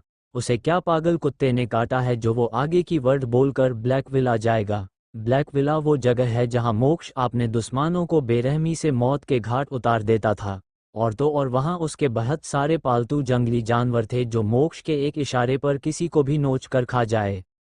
इन सब दृश्य के बारे में सोचकर तेजस चुपचाप बैठ गया। तभी वरुण बोला, दादाजी ने कई बार कॉल किया है, हमें अभी घर जाना होगा, नहीं तो इस बार दादी माँ जरूर तेरी शादी तय करके मानेगी। उसकी बात सुनकर तेजस झट से बोला, मैं भी तो इसलिए तुम्हें कब से बुला रहा था, पर भलाई का तो जमाना नहीं रहा। इतना कहते कहते वो रुक गया क्योंकि मोक्ष उसे खा जाने वाली नज़रों से देख रहा था। उसे ऐसे खुद को घूरता देख तेजस ने अपना मुंह बना लिया और चुपचाप बैठ गया। एक बार हम घर चले जाए तब जब दादी और आंटी तुझे ऐसे ही घूर कर देखेगी तब मैं मजे से शो देखूंगा। आपने मन में ये सब सोचते हुए तेजस मुंह बना रहा था। मोक्ष अच्छी तरह से समझ गया था कि उसका ये बेवकूफ़ दोस्त क्या सोच रहा है। उसने बिना कुछ बोले बाहर की तरफ चला गया। वरुण भी अपना सिर ना में हिलाकर मोक्ष के पीछे बाहर चला गया। उन दोनों को खुद को ऐसे इग्नोर कर जाता देख तेजस भी गुस्से में बड़बड़ाते हुए उन दोनों के पीछे चला गया। चैप्टर 15 राजवंश फैमिली और मोक्ष के रिश्ते की बात। मोक्ष के साथ दोनों भी गाड़ी में बैठ गया। तेजस का तो चेहरा ही फूला हुआ था। आधे घंटे बाद उनकी गाड़ी एक बड़े से विला के सामने आकर रुकी। ये विला इंडिया का सबसे बड़ा विला राजवंश विला था, जिसकी खूबसूरती शब्दों से बयां नहीं की जा सकती। बड़ा सा गार्डन और उसके बीच में एक बड़ा सा फाउंटेन जो गार्डन को और खूबसूरत बना रहा था। तीनों गाड़ी से निकल गए तो सारे गार्ड्स अपना सिर झुकाए खड़े हो गए। तीनों अंदर की तरफ चले गए। घर बाहर से दिखने में कितना खूबसूरत था, अंदर से भी उतना ही खूबसूरत था। कोई एक बार देख के ही बता सकता है कि अंदर की सारी चीज़ बहुत महंगी होगी, शायद आम इंसान इसे अफोर्ड ही ना कर पाए। वही लिविंग हॉल में सोफे पर राजवंश फैमिली के सभी लोग बैठे हुए थे। तभी मोक्ष, वरुण और तेजस एक साथ अंदर गए और सोफे पर बैठ गए। वही घरवाले मोक्ष को ही देख रहे थे, जो अपने चेहरे पर बिना किसी भाव के किसी राजा के तरह बैठा था। तभी किसी की रौबदार आवाज आई, आखिरकार आप आ ही हुए बरखुरदार। ये आवाज थी मोक्ष के दादाजी नरेंद्र जी की। Family introduction. नरेंद्र राजवंश, मोक्ष के दादाजी, उम्र 72 ईयर्स। आज भी उनका कहा कोई नहीं टालता सिवाय मोक्ष के। कनक राजवंश, मोक्ष की दादी माँ, उम्र 70 ईयर्स। अखिलेश राजवंश, मोक्ष के डैड, उम्र करीब 52 वर्ष। कल्पना राजवंश, मोक्ष की मोम, उम्र 50 वर्ष। दक्ष राजवंश, मोक्ष का छोटा भाई, दिखने में एकदम चॉकलेट बॉय की तरह, उम्र 21 साल, अभी कॉलेज में है। नव्या राजवंश, मोक्ष की छोटी बहन, घर में सबकी लाडली, उम्र 19 ईयर्स, ये अभी कॉलेज में है। अब आते हैं कहानी पर। मोक्ष को अब भी चुपचाप बैठा देख मोक्ष की दादी कनक जी अपने पास दूसरी सोफे की तरफ इशारा करके मोक्ष से कहती है, घर में मेहमान है, क्या तुम्हें उन्हें ग्रीट नहीं करना चाहिए? उनकी सवाल सुनकर मोक्ष उन्हें अपनी आलस भरी आंखों के साथ देखता है, फिर बिना अपनी नज़र दूसरी तरफ करके बोला है, मेहमान आपके हैं, इसलिए मुझे नहीं लगता है कि मुझे किसी अनजान लोगों को ग्रीट करना चाहिए। उसकी बात सुनकर तेजस और वरुण को हंसी आ रही थी, पर दोनों किसी तरह अपनी हंसी कंट्रोल करके बैठे हुए थे। तभी दादी माँ गुस्से से बोली, नालायक, थोड़ भी नहीं सुधरे तुम। ये दीप्ति और उसकी मॉम डैड है, आज वो लोग शादी की बात करने आए हैं। वही दूसरी सोफे पर बैठी दीप्ति मोक्ष की तरफ देखते हुए शर्माने लगी। जब से मोक्ष आया था तब से उसकी नज़र मोक्ष के ऊपर ही थी। वो तो कब से मोक्ष को पसंद करती थी, उसकी सिर्फ अब एक ही मोटिव था, कैसे भी करके मोक्ष से शादी करके राजवंश फैमिली की बहू बना। वो तो अभी से मोक्ष की वाइफ और राजवंश फैमिली की बड़ी बहू बनने का सपना देखने लगी थी, पर उसे पता नहीं कि उसका ये महंगा सपना कभी पूरा नहीं होने वाला है। Tears of Joy. वही दीप्ति के मॉम डैड भी कैसे भी करके राजवंश फैमिली से रिश्ता जोड़ना चाहते थे। भला कौन नहीं चाहेगा कि मोक्ष राजवंश उनका दामाद बने। मोक्ष की एक इशारे पर कोई बर्बाद और आबाद दोनों ही हो सकता था। दीप्ति के डैड वीरेंद्र शर्मा भी मोक्ष से दीप्ति की शादी करा के राजवंश फैमिली से जुड़ना चाहते थे। अगर एक बार मोक्ष से उनकी बेटी दीप्ति की शादी हो गई तो फिर उन्हें बिजनेस में बहुत फायदा होगा। वही दीप्ति की मोम माया शर्मा भी बस यही चाहती थी कि मोक्ष डे से दुनिया की सबसे अमीर इंसान से उसकी बेटी की शादी हो जाए, ताकि वो सब जिंदगी भर उसकी करोड़ों की प्रॉपर्टी पर राज करे। तभी उन सब की सपनों को तोड़ते हुए मोक्ष की कोल्ड आवाज आई, मुझे इस बकवास में कोई इंटरेस्ट नहीं है। उसकी बात सुनकर दादाजी बोले, तो फिर तुम ही बताओ, अगर तुम्हें कोई और पसंद है तो हम उससे तुम्हारी शादी करवा देंगे। उनकी बात सुनकर दीप्ति पैनिक करने लगी और होप के साथ मोक्ष की तरफ देखने लगी। वो बस यही चाहती थी कि मोक्ष उससे शादी के लिए हाँ कर दे। तभी मोक्ष की आवाज आई, ये मेरा पर्सनल मैटर है, मैं आगे इस बारे में कुछ नहीं सुनना चाहता हूँ। उसकी इस जवाब को सुनकर बाकी सबको तो कोई फर्क नहीं पड़ा, पर दीप्ति और उसकी मॉम डैड का मुंह उतर गया था। पर वो कुछ कर भी नहीं सकते थे और ना ही मोक्ष को शादी के लिए फोर्स कर सकते थे, क्योंकि मोक्ष राजवंश कोई ऐसा इंसान नहीं है जिससे वो उलझ सके। अगर मोक्ष चाहे तो चुटकियों में उनकी कंपनी को बर्बाद कर सकता था। वो तो वीरेंद्र के पापा और नरेंद्र जी दोस्त थे, वरना वो तो राजवंश फैमिली के आसपास भी नहीं आ सकते थे। प्रिया ने इस वक्त अपनी मुट्ठी को गुस्से में भींच लिया था। वो कुछ भी करके मोक्ष को पाना चाहती थी और इस घर की बहू बनना चाहती थी। वो इतनी जल्दी हार नहीं मानने वाली थी, वो मोक्ष का दिल जीत कर रहेगी। वही मोक्ष की मोम कल्पना जी को भी दीप्ति कुछ खास पसंद नहीं थी, पर वो नरेंद्र जी के दोस्त की पोती थी, इसलिए उसने कुछ नहीं बोला। वही दक्ष और नव्या तो दीप्ति की ऐसी शक्ल देखकर धीरे धीरे अपनी मुंह दबाकर हंस रहे थे। तभी दीप्ति मोक्ष को देखकर बोली, मोक्ष जी, मुझे आगे अपनी फैमिली बिजनेस संभालना है। मैंने अब्रॉड से MBA कंप्लीट किया है इस साल, तो क्या आप मुझे अपनी कंपनी में कोई जॉब प्रोवाइड कर सकते हैं? मैं आपकी बिजनेस स्किल और आइडिया को बहुत एडमियर करती हूँ। मुझे आपके साथ काम करना है ताकि मैं आपसे कुछ सीख सकूं। दीप्ति बस अब कैसे भी करके मोक्ष के पास रहना चाहती थी। अगर वो उसकी कंपनी में जॉब करेगी तो हमेशा मोक्ष के आसपास ही रहेगी। दीप्ति को लग रहा था उसके साथ रहकर धीरे धीरे वो मोक्ष का दिल जीत लेगी, और जब मोक्ष उससे इम्प्रेस हो जाएगा तब वो उसे जरूर प्यार करने लगेगा। उसे अपनी खूबसूरती पर पूरा भरोसा था। आज भी वो सिर्फ मोक्ष को इम्प्रेस करने के लिए छोटी ड्रेस पहनकर और बहुत मेकअप करके आई थी ताकि मोक्ष उसकी खूबसूरती में खो जाए। पर उसे कौन बताए कि ये उसकी ख्याली पुलाव ना कभी पकेगा और न ही वो खा पाएगी टीयर्स ऑफ जॉय। वही उसकी बात सुनकर भी मोक्ष को कोई फर्क नहीं पड़ा। फिर उसने अपनी कोल्ड नजरें दीप्ति की तरफ करके बोला, मिस शर्मा, मुझे पसंद नहीं कि कोई मुझे मेरे नाम से बुलाए, खास करके जिन्हें मैं जानता नहीं हूँ। अच्छा होगा अगर आप मुझे मिस्टर राजवंश बुलाए। उसकी ऐसी कोल्ड नजरें और खतरनाक आवाज सुन दीप्ति को डर लग रहा था। उसे तो लगा था मोक्ष जरूर मान जाएगा, आखिरकार एक खूबसूरत लड़की सामने से ये कह रही है। वो अजीब फील कर रही थी। फिर वो मोक्ष को देखकर बोली, सॉरी मिस्टर राजवंश।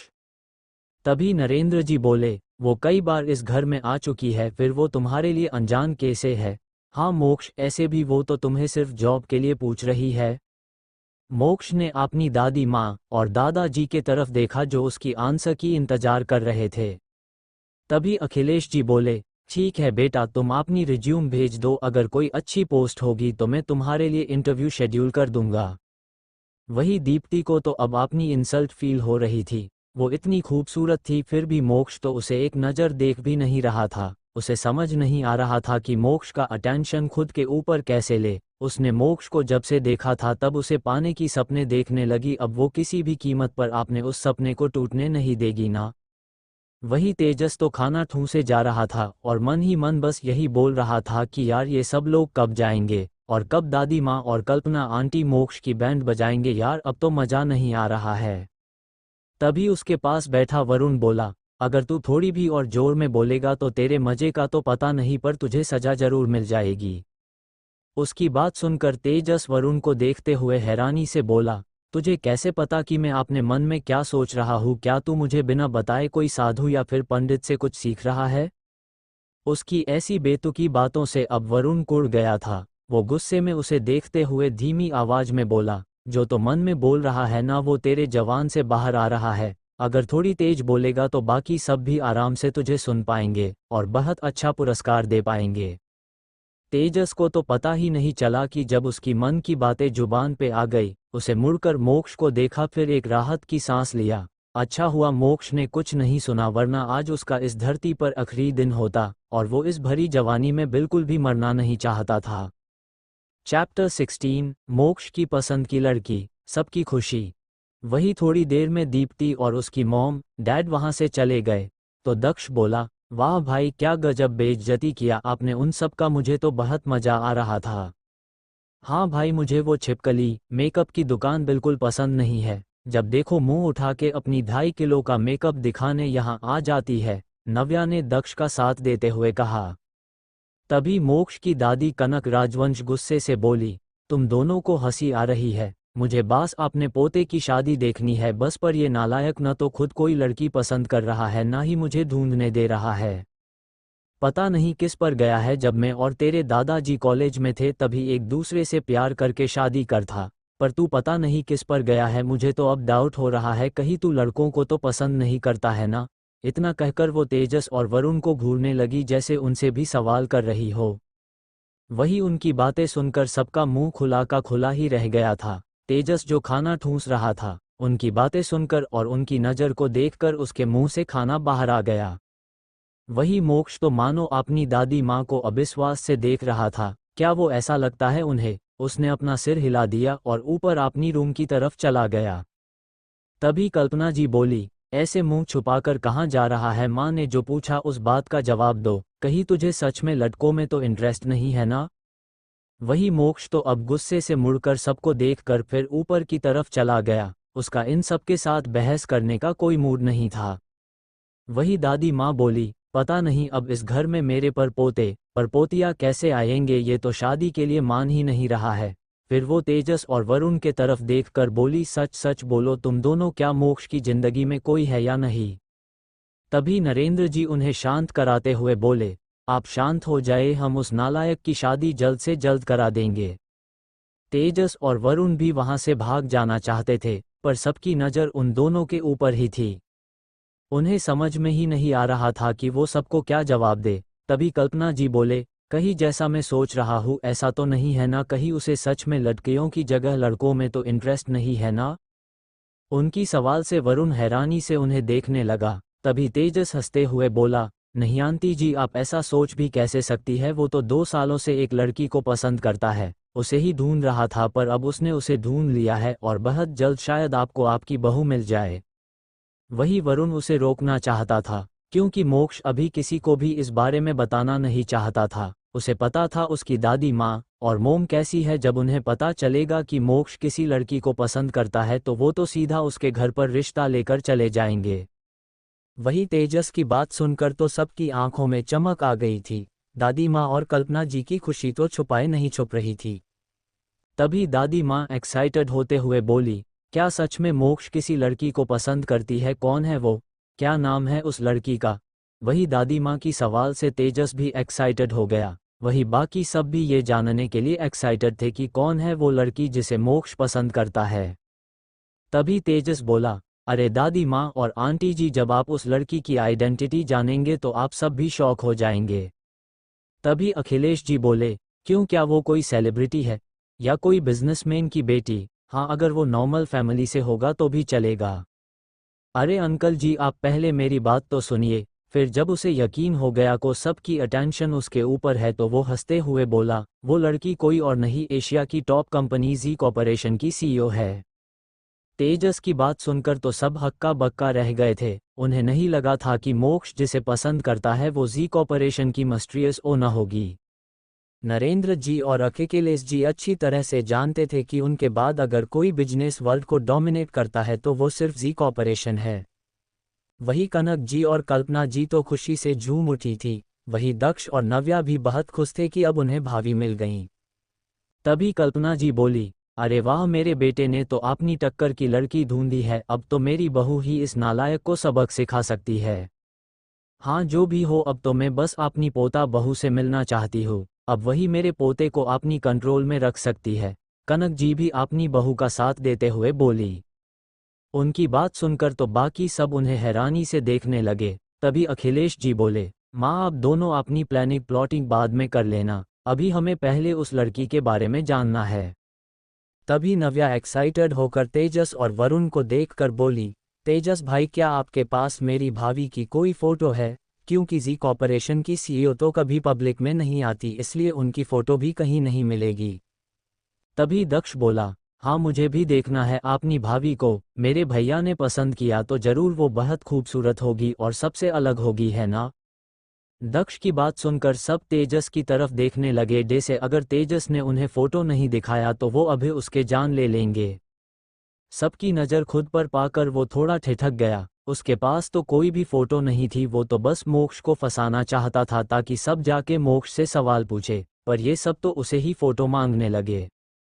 तेजस ने मुड़कर वरुण के तरफ देखा जो उसे गुस्से से घूर रहा था, तो सबकी तरफ देखकर अपनी बत्ती सी दिखाकर बोला, मेरे पास तो उनकी कोई फोटो नहीं है। मोक्ष ने नमन से भी मना किया है मुझे फोटो दिखाने के लिए।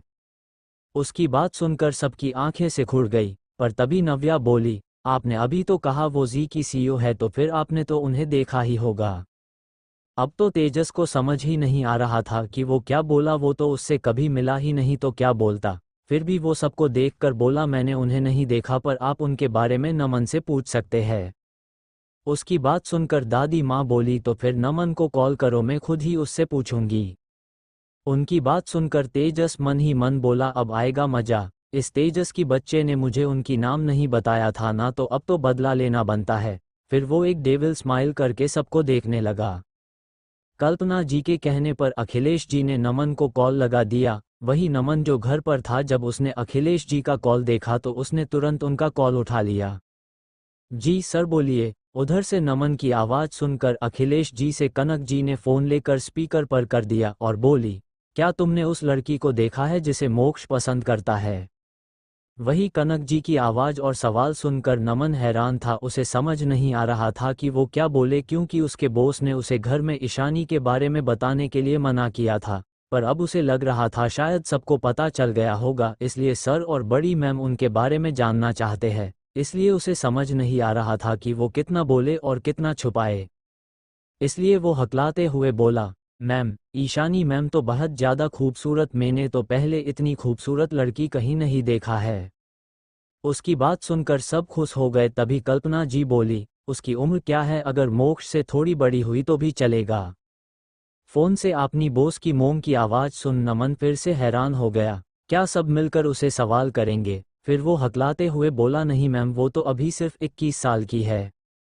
नमन की बात सुनकर सब और हैरान हो गए, खास करके नरेंद्र जी और अखिलेश जी, क्योंकि उन्हें पता था कि जी कॉरपोरेशन ने सिर्फ 4 साल में बिजनेस वर्ल्ड को हिलाकर रख दिया था। पर उन्हें नहीं लगा था कि उसके पीछे की मास्टरमाइंड एक छोटी सी लड़की होगी।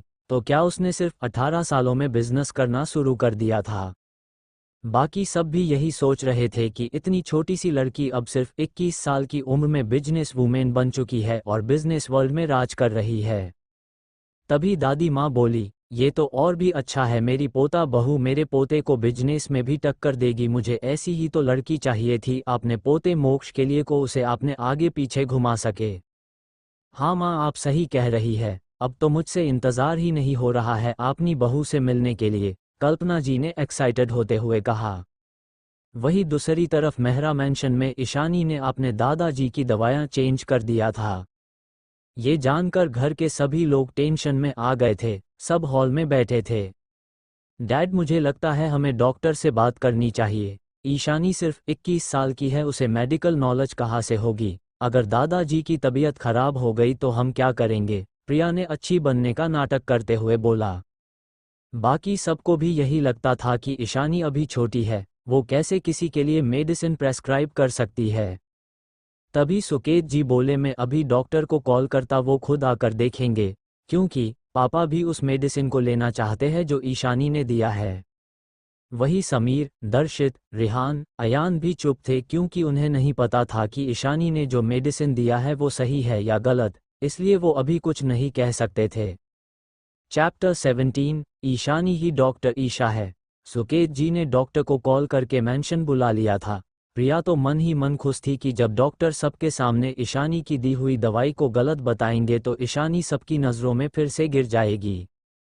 उसने तो ये भी सोच लिया था कि वो कैसे ईशानी को सबकी नज़रों से और भी नीचे गिराएगी। एक बार ईशानी सबकी नज़रों में बुरी बन जाए तो वो फिर से अपने मॉम, डैड और भाइयों की इकलौती प्रिंसेस बन जाएगी। कुछ ही देर में डॉक्टर आ गए थे। ये इंडिया की बेस्ट डॉक्टरों में से एक थे। मेहरा फैमिली की भी काफ़ी इन्फ्लुएंस थी, जिस वजह से उन्होंने डॉक्टर शशांक मिश्रा को रविकांत जी के लिए ऐसे पर्सनल डॉक्टर हायर किया था। डॉक्टर शशांक को देखकर सुकेत जी के साथ बाकी सब खड़े हो गए। सुकेत जी शशांक जी के पास जाकर बोले, डॉक्टर मिश्रा, अच्छा हुआ को आप आ गए। क्या हुआ? क्या रविकांत जी की कंडीशन ठीक नहीं है? मैंने तो उन्हें कुछ दिन पहले ही चेक किया था, वो बिल्कुल ठीक थे, तो फिर आपने मुझे इतने जल्दी में क्यों बुलाया? तभी किसी के कुछ बोलने से पहले प्रिया आगे आते हुए बोली, डॉक्टर मिश्रा, एक्चुअली आपने जो मेडिसिन प्रेस्क्राइब किया था, मेरी छोटी बहन ईशानी ने उसे बदलकर कोई दूसरी मेडिसिन उन्हें दिया है, क्योंकि उसे लगता है आपकी दी हुई मेडिसिन इतनी अच्छी नहीं है। वो ये सब ऐसे कह रही थी जैसे उसे अपने दादाजी की कितनी चिंता हो, और साथ ही वो अपनी बहन को भी बचा रही है, पर मन ही मन वो इस वक्त काफ़ी खुश हो रही थी। वो तो चाहती थी कि डॉक्टर मिश्रा ईशानी पर गुस्सा हो जाए, और हुआ भी वही जैसा उसने सोचा था। उसकी बात सुनकर डॉक्टर मिश्रा को गुस्सा आ गया। वो गुस्से में बोले, सुकेत जी, क्या आपको पता नहीं कि रविकांत जी की कंडीशन कैसी है? तो फिर आप अपने बेटी को ऐसी बचकानी हरकत करने कैसे दे सकते हैं? अगर पेटेंट को कुछ हो गया तो उसकी जिम्मेदारी कौन लेगा? डॉक्टर मिश्रा की बात सुनकर सुकेत जी और आरती जी काफ़ी शर्मिंदा हो गए थे। उन्हें अब ईशानी पर भी थोड़ा गुस्सा आ रहा था, क्योंकि वो मेडिसिन उनकी मना करने के बाद भी ईशानी ने दिया था। तभी समीर आगे आते हुए बोला, मेरी बहन छोटी है, पर मुझे नहीं उसने गलत मेडिसिन दिया होगा, आप एक बार चेक कर लीजिए। उसकी बात सुनकर डॉक्टर भड़क गए। क्या किसी के जान के साथ एक्सपेरिमेंट करना आपकी बहन की नादानी है? अगर पेटेंट के साथ कुछ होता है तो उसकी जिम्मेदारी मेरी नहीं होगी। क्यों? जैसा कि आपने कहा कि उन्होंने कल ही मेडिसिन चेंज कर दिया था, तो अब तक तो रविकांत जी उस मेडिसिन के 2 डोज ले चुके होंगे। हाँ, दादाजी ने कल रात को और आज सुबह भी उसी मेडिसिन को लिया था, प्रिया ने बीच में बोला ताकि उसका भाई फिर से ईशानी को डिफेंड करने ना आ जाए। फिर वो मायूस चेहरा बनाकर बोली, डॉक्टर कोई प्रॉब्लम तो नहीं होगी ना? दादाजी ठीक तो होंगे ना? एक्चुअली इस सब में मोम डैड की कोई गलती नहीं है, उन्होंने तो ईशानी को रोकने की कोशिश किया था, पर वो अभी अभी घर में आई है और थोड़ी जिद्दी है, इसलिए दादाजी और दादी माँ उसे फेवर करते हैं। इसमें मोम डैड की कोई गलती नहीं है। वो ये सब ऐसे कह रही थी जैसे वो कितनी भोली और अंडरस्टैंडिंग हो। डॉक्टर मिश्रा उसकी बात सुनकर उससे काफ़ी इम्प्रेस हो गए थे और सुकेत जी को देखकर बोले, आपकी बेटी बहुत सेंसिबल है। उनकी बात सुनकर आरती जी और सुकेत जी को अपने परवरिश पर बहुत प्राउड फील हो रहा था। वही दर्शित को काफ़ी गुस्सा आ रहा था। वो डॉक्टर को देखकर बोला, डॉक्टर मिश्रा आपको पहले उस मेडिसिन को देख लेना चाहिए। मेरी बहन ईशानी अपने दादाजी से बहुत प्यार करती है और उनकी काफ़ी केयर भी करती है, इसलिए मुझे नहीं लगता उसने बिना सोचे समझे कोई भी मेडिसिन दादाजी को दिया होगा। उसने जो भी किया होगा उनके अच्छे के लिए ही किया होगा। दर्शित की बात सुनकर डॉक्टर मिश्रा को भी गुस्सा आ गया और वो गुस्से से बोले, ठीक है, मुझे भी देखना है कि आपकी बहन ने रविकांत जी को कौन सी मेडिसिन दिया है, पर मैं पहले ही बता देता हूँ, अगर कोई प्रॉब्लम हुआ होगा तो उसकी जिम्मेदारी सिर्फ आपकी बहन की होगी। वही उनकी बात सुनकर तो प्रिया को बहुत खुशी हो रही थी। उससे अब और इंतजार नहीं हो रहा था ईशानी की बेइज्जती होते हुए देखने के लिए। उसने तो ये भी इमेजिन कर लिया था कि कैसे डॉक्टर मिश्रा और फैमिली वाले ईशानी को भला बुरा बोल रहे हैं और ईशानी शर्मिंदा होकर सिर नीचे झुकाए खड़ी है। सब दादाजी के कमरे की तरफ चले गए। प्रिया भी आगे की सीन देखने के लिए एक्साइटेड होकर उनके पीछे पीछे चली गई। जब सब दादाजी के कमरे में पहुंच गए तो रविकांत जी और प्रभा जी जो रूम में बैठे थे उन सबको देखकर चौंक गए। तभी उनकी नज़र डॉक्टर मिश्रा पर पड़ी तो दादाजी बोले, अरे डॉक्टर मिश्रा आप यहाँ पर? आज तो मेरा कोई चेकअप डेट नहीं है। वो इस वक्त कंफ्यूज लग रहे थे उन सबको एक साथ देखकर। तभी सुकेत जी बोले, पापा डॉक्टर मिश्रा को मैंने बुलाया है आपकी हेल्थ कंडीशन चेक करने के लिए और ईशानी की दी हुई मेडिसिन भी उन्हें चेक करना है। उनकी बात सुनकर दादाजी गुस्से से बोले, मेरी पोती ने मुझे जो दवाई दी है मैं उसी को ही यूज़ करूंगा और मुझे विश्वास है मेरी पोती ने मुझे जो मेडिसिन दिया वो बेस्ट है। उन्हें गुस्सा करता हुआ देखकर आरती जी बोली, पापा आप एक वो मेडिसिन डॉक्टर को दिखा दीजिए, वो बस कंफर्म होना चाहते हैं आज ए डॉक्टर।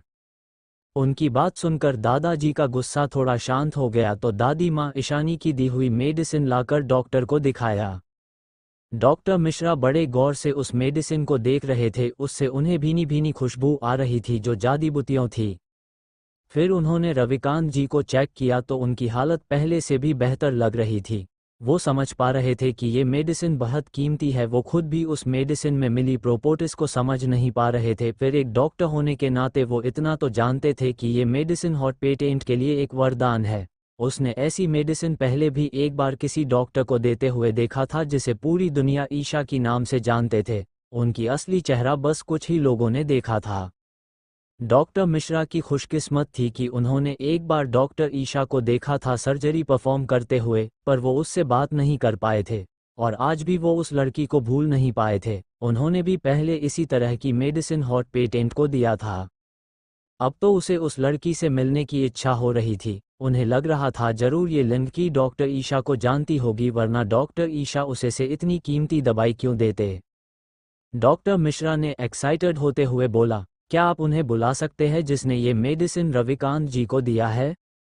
वही समीर और दर्शित को लगा कि ये डॉक्टर उनकी बहन को डांटने वाले हैं। वो उसकी बचाव में कुछ कहने वाले थे कि तभी ईशानी रूम के अंदर आई। वो घर के सभी लोगों को दादाजी के कमरे में देखकर कंफ्यूज थी। उसे समझ नहीं आ रहा था कि सभी लोग यहाँ एक साथ क्या कर रहे हैं। वही ईशानी को रूम में आते हुए देखकर प्रिया की चेहरे पर एक शैतानी स्माइल आ गई थी। उसने मन ही मन सोचा, अब ईशानी खुद ही अपनी बेइज्जती करने यहाँ आ गई। ये तो अच्छा हुआ, वरना उसे लग रहा था कहीं उसके समीर भाई और दर्शित भाई ईशानी के फेवर में बोलकर उसे बेइज्जत होने से न बचा ले। वही ईशानी को रूम में आता देखकर दर्शित कुछ बोलने ही वाला था कि तभी डॉक्टर मिश्रा जल्दी से आगे आते हुए बोले, डॉक्टर ईशा, मुझे उम्मीद नहीं थी मैं आपसे दोबारा मिल पाऊंगा, मुझे आपसे बहुत कुछ सीखना है। वाहिद मिश्रा के मुंह से ईशानी के लिए डॉक्टर ईशा सुनकर तो घर के सभी लोग आंखें फाड़कर उसे देखने लगे। उन्हें पता था कि डॉक्टर ईशा की स्टेटस क्या है। दुनिया की सबसे बेस्ट डॉक्टर भी डॉक्टर ईशा का मुकाबला नहीं कर सकते थे, क्योंकि कहा जाता है डॉक्टर ईशा इंसान को मौत के मुंह से भी खींच लाती है। आज तक उन्होंने जितनी भी सर्जरी किया है वो सब सक्सेसफुल रहा है, और डॉक्टर ईशा हर चीज़ में परफेक्ट है। डॉक्टर ईशा के अपॉइंटमेंट के लिए तो वर्ल्ड की सबसे अमीर इंसान को भी इंतजार करना पड़ता था। सब उसे ऐसे देख रहे थे जैसे वो कोई भूत हो। वही डॉक्टर मिश्रा तो बहुत ज़्यादा खुश थे, क्योंकि उन्हें आज डॉक्टर ईशा की शायद गाइडेंस मिल सकती थी।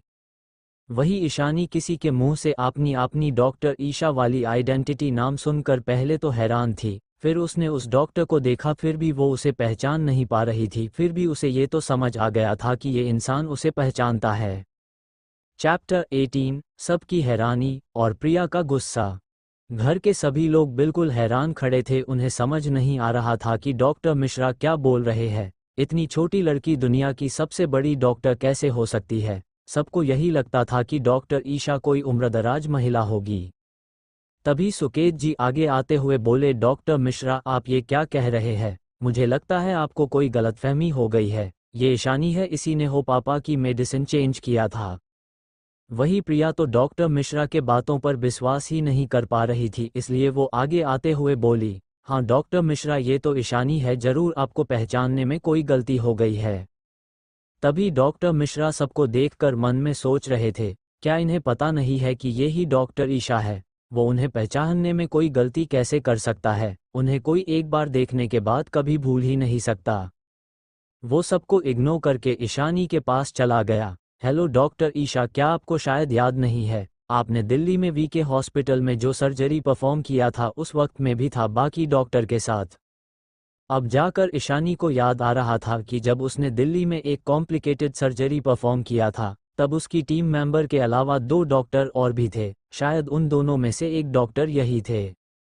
ईशानी ने बस नॉर्मली बोला, ओह हेलो डॉक्टर। फिर वो अपने दादाजी और दादी माँ की तरफ देखकर बोली, इस वक्त यहाँ क्या हो रहा है? वही घर के बाकी लोग जो अब तक ईशानी की डॉक्टर ईशानी वाली आइडेंटिटी जानकर सदमे में थे, वो अपने होश में आए। तभी दर्शित बोला, ईशानी, क्या तुम ही वो मिस्ट्रियस डॉक्टर ईशा हो जो पूरी दुनिया में फेमस है? ईशानी को समझ नहीं आ रहा था कि वो क्या बोले। वो नहीं चाहती थी कि इनमें से किसी के सामने भी उसकी आइडेंटिटी रिवील हो, पर डॉक्टर मिश्रा क्लियर तौर पर उसे जानते हैं, इसलिए वो झूठ नहीं बोल सकती थी। वही बाकी सब ईशानी के आंसर की इंतजार कर रहे थे। ईशानी ने बिना किसी की तरफ देखे हाँ बोल दिया और अपने दादाजी के पास चली गई। वही ईशानी की हाँ सुनकर सबको एक बड़ा झटका लगा। अब तो उन्हें कोई डाउट नहीं था कि ईशानी ही डॉक्टर ईशा है। समीर, दर्शित, रिहान और अयान को इस वक्त ईशानी पर प्राउड फील हो रहा था। इतनी छोटी सी उम्र में ही वो इस दुनिया की सबसे बेस्ट डॉक्टर है। वही सुकेत जी और आरती जो अब तक ईशानी से बहुत गुस्सा थे, उन्हें समझ नहीं आ रहा था कि वो कैसे रिएक्ट करे। डॉक्टर ईशा की मेडिकल स्किल के बारे सबने सुना था, पर उसे वो चाहकर भी कभी हायर नहीं कर सकते थे। पर अब उन्हें पता चल रहा था कि वो डॉक्टर ईशा जिसे मिलने के लिए दुनिया की हर अमीर इंसान इंतजार करता है, फिर भी इन्फ्लुएंस और बहुत ज़्यादा पावर होने के बाद भी उसे ढूंढना और मिलना मुश्किल होता है। वो तो उनकी वो बेटी थी जिसे उन्होंने कभी प्यार नहीं दिया, और ना ही उन्हें उस पर अपनी टाइम वेस्ट करना पसंद था। उन्हें लग रहा था प्रिया बचपन से उनके साथ है तो वो ही आगे जाकर उनकी मान सम्मान बढ़ाएगी। प्रिया के पास मेहरा फैमिली के संस्कार थे, इसलिए सबको पहले लगता था कि प्रिया ईशानी से कहीं ज़्यादा बेहतर है। उन्हें तो हमेशा से लगता था कि अनाथ आश्रम में रहकर ईशानी बिल्कुल बिगड़ी हुई होगी, और दिल्ली से जाने के बाद भी वो बस कोई छोटी सी स्कूल में पढ़ती होगी। पर वो तो इतनी छोटी से उम्र दुनिया की सबसे बड़ी डॉक्टर है। अब उन्हें कोई हैरानी नहीं हो रही थी कि कैसे अनुपम रायजादा जैसा बड़ा आदमी भी ईशानी को जानता है और उसे अपनी बेटी बनाना चाहता है।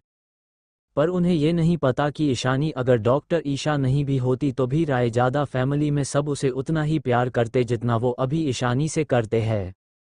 वही गुस्से के मारे प्रिया की मुठिया कस गई थी। उसे समझ नहीं आ रहा था ईशानी जैसी घटिया 2 कौड़ी की लड़की डॉक्टर ईशा कैसे हो सकती है। उसने इन 4 सालों में इतना सब कुछ कैसे अचीव कर लिया।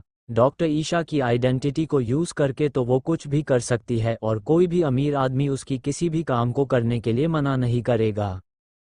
फिर वो कुछ सोचकर झूठी स्माइल करके बोली, ईशानी क्या तुम सच में डॉक्टर ईशा हो? तो फिर तुमने पहले क्यों नहीं बताया? अगर तुम पहले सबको बता देती तो क्या कोई तुमसे कुछ कहता?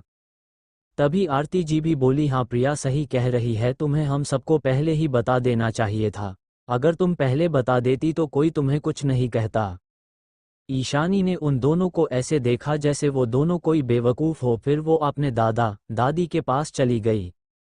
वही रनिकांत जी और प्रभा जी को तो पहले से ही पता था कि ईशानी बहुत बड़ी डॉक्टर है, पर उन्होंने कभी नहीं सोचा था कि उनकी प्यारी सी पोती ही मिस्ट्रियस डॉक्टर ईशा होगी। जल्दी ही दोनों ने खुद को संभाल लिया। तो दादाजी बोले, मुझे पता था कि मेरी प्यारी सी पोती एक बहुत बड़ी डॉक्टर है, पर यह नहीं पता था कि तुम ही डॉक्टर ईशा होगी। दादी माँ ने भी ईशानी के हाथ को प्यार से पकड़ लिया और बोली, मुझे पता था मेरी प्यारी पोती सबसे ज़्यादा टैलेंटेड है। वही घर वालों को तो उनकी बात सुनकर फिर से एक शौक लगा था। सुकेत जी रविकांत जी की तरफ देखते हुए बोले, आप कहना क्या चाहते हैं पापा? क्या आप दोनों पहले से ही जानते थे कि ईशानी एक डॉक्टर है? दादाजी अपनी आंखें सिकोड़कर अपने बेवकूफ़ बेटे को देखा, फिर रूड टोन में बोले, हाँ हमें पता था। उनकी बात सुनकर सुकेत जी, आरती जी और चारों भाइयों को भी एक शौक लगा। इसका मतलब उन दोनों को ही पता था कि ईशानी अपनी लाइफ में क्या कर रही है। तभी सुकेत जी बोले, तो फिर आपने हमें बताया क्यों नहीं? अगर आप बता देते तो हम उसे रोकते नहीं आपकी मेडिसिन बदलने में। तभी दादाजी अपनी कड़क आवाज में बोले, तुम सबको मेरी पोती के बारे में जानने की कोई ज़रूरत नहीं है। उसके दादा दादी है उसके पास, और ऐसे भी मेरी पोती ने पहले ही क्लियर कर दिया था कि उसकी तुम सबसे कोई रिश्ता नहीं है। वही ईशानी उन सबको इग्नोर करके अपनी दादी माँ से बात कर रही थी। वही डॉक्टर मिश्रा को तो कुछ समझ नहीं आ रहा था कि इन लोगों ने ऐसा क्या किया जो डॉक्टर ईशा इन्हें अपना फैमिली नहीं मानती, और इन लोगों को ये भी नहीं पता कि उनकी बेटी इतनी बड़ी डॉक्टर है। अगर ईशानी उनकी बेटी होती तो वो खुशी के मारे पागल हो जाते और उसे अपनी पलकों पर बैठा कर रखते, पर मेहरा फैमिली को देखकर नहीं लग रहा कि वो ईशानी को ज़्यादा पसंद करते थे। फिर वो ईशानी की तरफ देखकर बोला, डॉक्टर ईशा मुझे आपसे एक मदद चाहिए, क्या हम थोड़ी देर के लिए बात कर सकते हैं? वो थोड़ा हिचकिचा रहा था क्योंकि उसे समझ नहीं आ रहा था कि वो ईशानी सारी सिचुएशन को कैसे एक्सप्लेन करेगा। ईशानी ने उन्हें देखा, फिर उनके साथ बाहर चली गई क्योंकि उसे उनकी हाव भाव से पता चल गया था कि कैसे कॉम्प्लिकेटेड है। बाकी सब घरवाले उन्हें जाते हुए बस देख रहे थे, उनके मुंह से एक शब्द भी नहीं निकल रहा था। वही सुकेत जी और आरती जी बस यही सोच रहे थे, अगर उन्होंने ईशानी के साथ अच्छा बर्ताव किया होता तो इस वक्त ईशानी उनकी बेटी होती और सबको पता चलता कि डॉक्टर ईशा उनकी बेटी है तो दोनों को बहुत मान सम्मान मिलता। उन दोनों से अलग चारों भाई तो यही सोच रहे थे कि ईशानी ने इन सालों में कितनी मेहनत की होगी जो आज वो इतनी बड़ी डॉक्टर है। वही प्रिया तो गुस्से में आग बबूला हो रही थी, उसे अपनी मेहरा फैमिली की इकलौती प्रिंसेस वाली पोजीशन पर खतरा महसूस हो रही। अब तो उसके दिल में ईशानी के लिए और भी गुस्सा बढ़ता जा रहा था। उसे बिल्कुल पसंद नहीं था कि ईशानी उससे बेहतर हो, उसे ईशानी को मार डालने का मन कर रहा था। वही ईशानी और डॉक्टर मिश्रा गार्डन में थे। डॉक्टर मिश्रा ने ईशानी को कैसे के बारे में बता दिया था, पर वो डॉक्टर ईशा को फोर्स नहीं कर सकता था। वो इस केस को हैंडल करेंगे या नहीं ये उनके ऊपर डिपेंड करता है, इसलिए वो ईशानी के आंसर का इंतजार कर रहे थे। तभी ईशानी बोली, ठीक है तो आप मेरे असिस्टेंट को पेटेंट की रिपोर्ट मेल कर देना, मैं 2 दिन बाद वहां आ जाऊंगी। ईशानी की मुंह से हाँ सुनकर डॉक्टर मिश्रा बहुत खुश हो गए। अब उस कॉम्प्लिकेटेड सर्जरी के लिए उन्हें ज़्यादा सोचने परेशान होने की ज़रूरत नहीं थी, क्योंकि डॉक्टर ईशा ने आज तक जितने भी ऑपरेशन किया था सभी सक्सेसफुल था। Thank you so much doctor Isha, इतना कहकर कुछ बात करने के बाद डॉक्टर मिश्रा वहां से चले गए। ईशानी अपनी रूम में वापस आ गई तो उसने देखा कि जैकी की तरफ से एक वीडियो और इन्फॉर्मेशन आई है। उस इन्फॉर्मेशन को पढ़कर ईशानी के चेहरे पर डेविल स्माइल आ गई। उसने कुछ मैसेज टाइप करके सेंड कर दिया। तभी उसे नकुल का कॉल आया तो ईशानी ने कॉल रिसीव कर लिया। तो उधर से नकुल की गंभीर आवाज आई, मैम आपने जैसे कहा था मैंने इन्वेस्टिगेशन किया था तो इन्फॉर्मेशन के हिसाब से वुल्फ गैंग और सी बेस एक साथ मिले हुए हैं और आपके बड़े पापा के ऊपर जो अटैक हुआ था वो इन दोनों गैंग की ही काम है। नकुल की बात सुनकर ईशानी की आंखें ठंडी हो गई। वो तो ऐसे भी कल सी बेस को के सारे मेंबर को खत्म करना चाहती थी, पर अब तो उसकी मडस ऑरा और भी ज्यादा स्ट्रांग हो गया था। अब तो वो सी बेस और वुल्फ गैंग में से किसी को भी जिंदा नहीं छोड़ने वाली थी। चैप्टर 19 दर्शित का गुस्सा और बढ़ती धड़कने। इस वक्त अगर कोई ईशानी को देख लेता तो जरूर एक पल के लिए डर जाता। वो अपनी कठोर आवाज में बोली, उन लोगों का मौत इतना आसान नहीं होगा, उन्होंने गलत इंसान पर हाथ डाला है तो अब उन सबको इसका खामियाजा तो भुगतना ही पड़ेगा। तैयार रहो और हमारे आदमियों को वुल्फ गैंग पर नजर रखने को बोल दो। वही नकुल ईशानी की कठोर आवाज सुनकर एक पल के लिए घबरा गया था, पर उसे पता था कि अब उसकी बॉस दोनों गैंग में से किसी को भी नहीं छोड़ने वाले, क्योंकि उन लोगों उन्हें चोट पहुंचाया है जो ईशानी के बहुत करीब है। जी बॉस, मैं हुनारे आदमियों को इंस्ट्रक्शन दे देता हूँ। नकुल को कुछ और चीजें क्लियर करने के बाद ईशानी ने कॉल काट दिया। वही अंदर सब दादा जी के रूम से हॉल में आ गए थे। ईशानी ही डॉक्टर ईशा है, इस बात से वो सब अब भी सदमे में थे। पर समीर, दर्शित, रिहान और अयान ईशानी के लिए खुश थे कि अब वो इतनी बड़ी पोजीशन पर है जहां दुनिया हर अमीर इंसान उसे अपना ट्रीटमेंट करना चाहता है।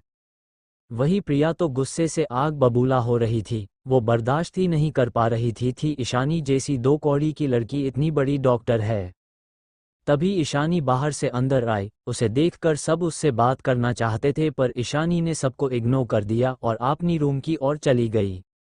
उसे ऐसे सबको इग्नोर करते हुए जाते देख प्रिया बोली, ईशानी इतनी बड़ी डॉक्टर है फिर भी उसने घर पर किसी को अपने बारे में नहीं बताया और अब सबको इग्नोर कर रही है। डैड, अगर वो अपनी आइडेंटिटी और इन्फ्लुएंस यूज करके हमारे बिजनेस में मदद करती तो आपको और भाई को बहुत फायदा हो सकता है। वो सब ये मासूम सा फेस बनाकर बोल रही थी जैसे वो अपने डैड और भाई के बारे में कितना सोचती हो, पर असल में तो वो बस सबको ये जताना चाहती थी कि ईशानी कैसे सबको इग्नोर कर रही है और अगर ईशानी की इन्फ्लुएंस से बिजनेस कोई फ़ायदा भी मिलेगा तो भी उससे प्रिया का ही फ़ायदा होगा, क्योंकि दुनिया की नज़रों में वो अब भी मेहरा फैमिली की इकलौती प्रिंसेस है और ईशानी की शेयर भी उसके होने वाले थे राहुल से शादी के बाद, इसलिए वो दोनों तरफ से अपना ही फ़ायदा देख रही थी। उसकी बात सुनकर सुकेत जी की आंखों में भी चमक आ गई थी। वैसे भी ईशानी उनकी बायोलॉजिकल बेटी थी तो उसे अपनी डैड की मदद करने में कोई प्रॉब्लम नहीं होनी चाहिए, पर फिर उन्हें ईशानी की इंडिफरेंस और कोल्ड नज़रें याद आ गई और ये भी कि ईशानी अब उन्हें अपना फैमिली नहीं मानती है, तो उनकी आंखों की चमक गायब हो गई।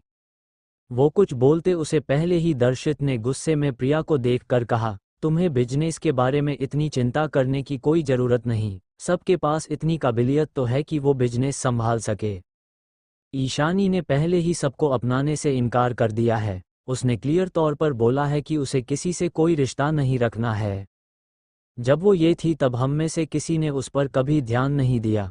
जब वो हम सबको अब अपना ही नहीं मानती तो अब तुम्हें उससे याद क्यों आ रही है ताकि वो बिजनेस में मदद कर सके। पर मेरी एक बात कान खोलकर सुन लो सब, अगर आप सब ने उसे कुछ भी बोला या ज़बरदस्ती मदद मांगी या उसे परेशान किया तो मैं भूल जाऊंगा कि तुम सब मेरे आपने हो।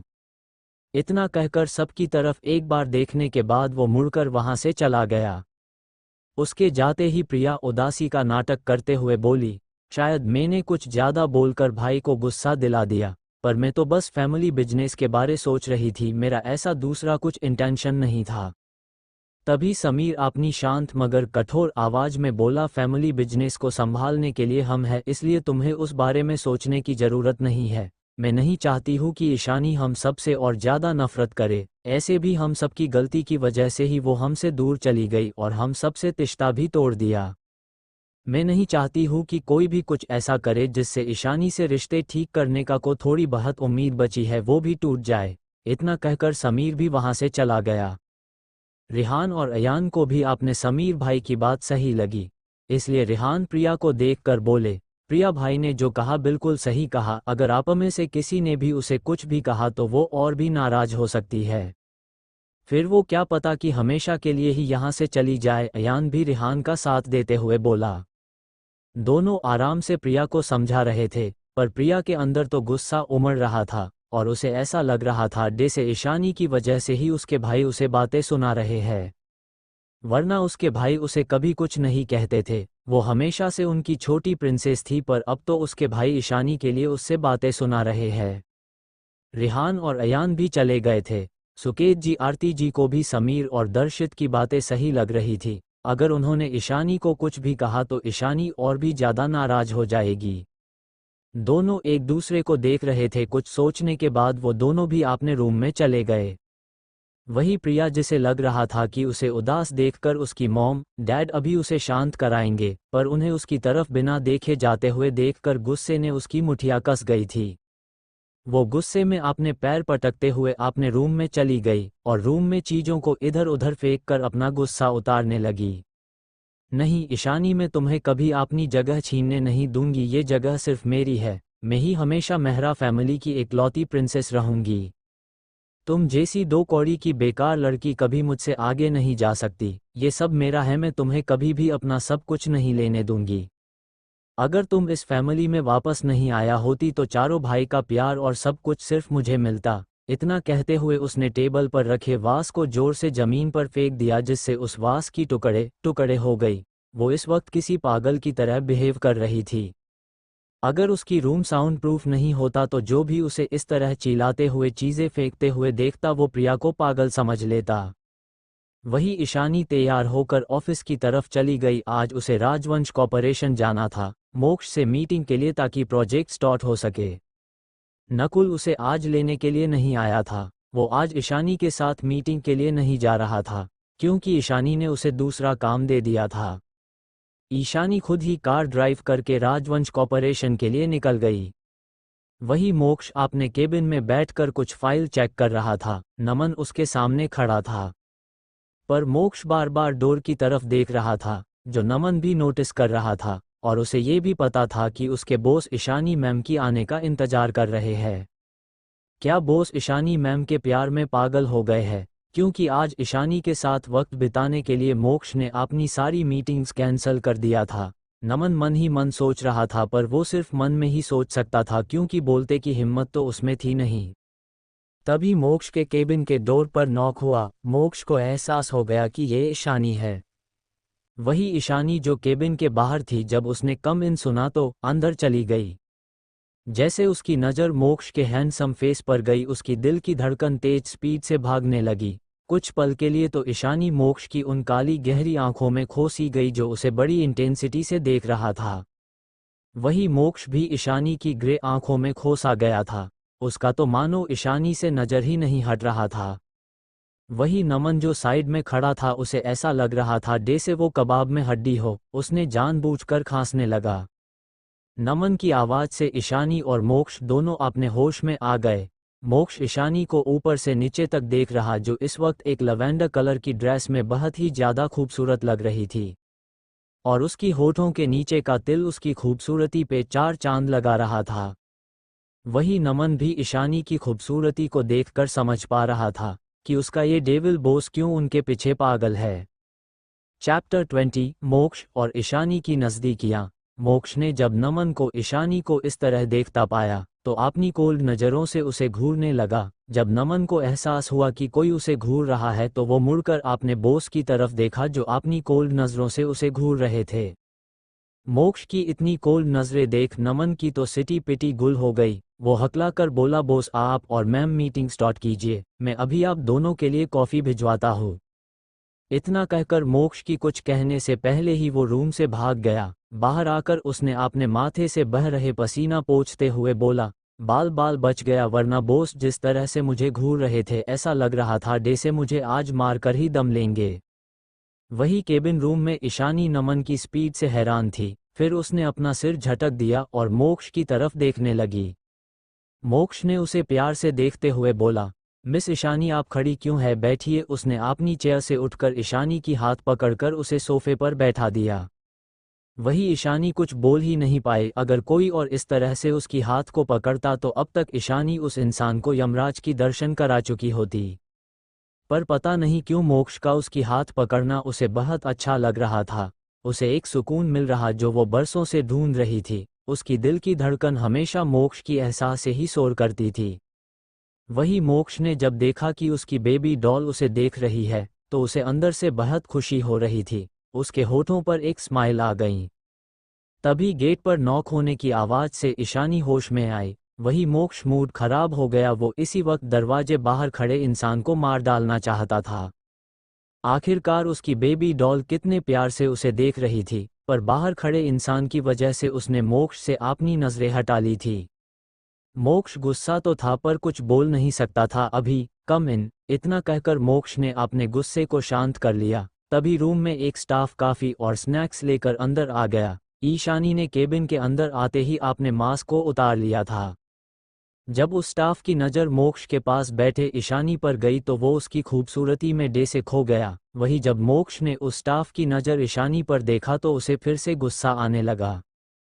उसकी आंखें बेहद कोल्ड हो गई। धीरे धीरे उस रूम का टेम्परेचर गिरने लगा। ईशानी भी मोक्ष की कोल्ड नज़रें उस स्टाफ पर महसूस कर पा रही थी, पर उसे समझ नहीं आ रहा था कि मोक्ष इतने गुस्से में उस स्टाफ को क्यों घूर रहा है। जब स्टाफ ने अपने बॉस की कोल्ड नज़रों को खुद के ऊपर देखा तो उसकी रीढ़ की हड्डी में एक सिहरन से दौड़ गई। वो अपना सिर नीचे झुकाए काफ़ी और स्नैक्स को टेबल पर रख दिया और सिर नीचे झुकाकर बाहर चला गया। उसकी हिम्मत ही नहीं हो रही थी सिर उठा के अपने बॉस को देखने की। मोक्ष ने कॉफ़ी का कप उठाकर एक स्माइल के साथ ईशानी के तरफ बढ़ा दिया। ईशानी ने भी उसके हाथ से कॉफ़ी कप को ले लिया और बोली, थैंक यू मिस्टर मोक्ष।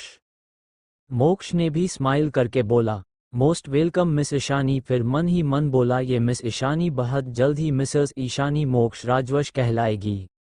ईशानी ने कॉफ़ी का एक शिप लिया तो ये टेस्ट बिल्कुल उसकी प्रेफरेंस के हिसाब था।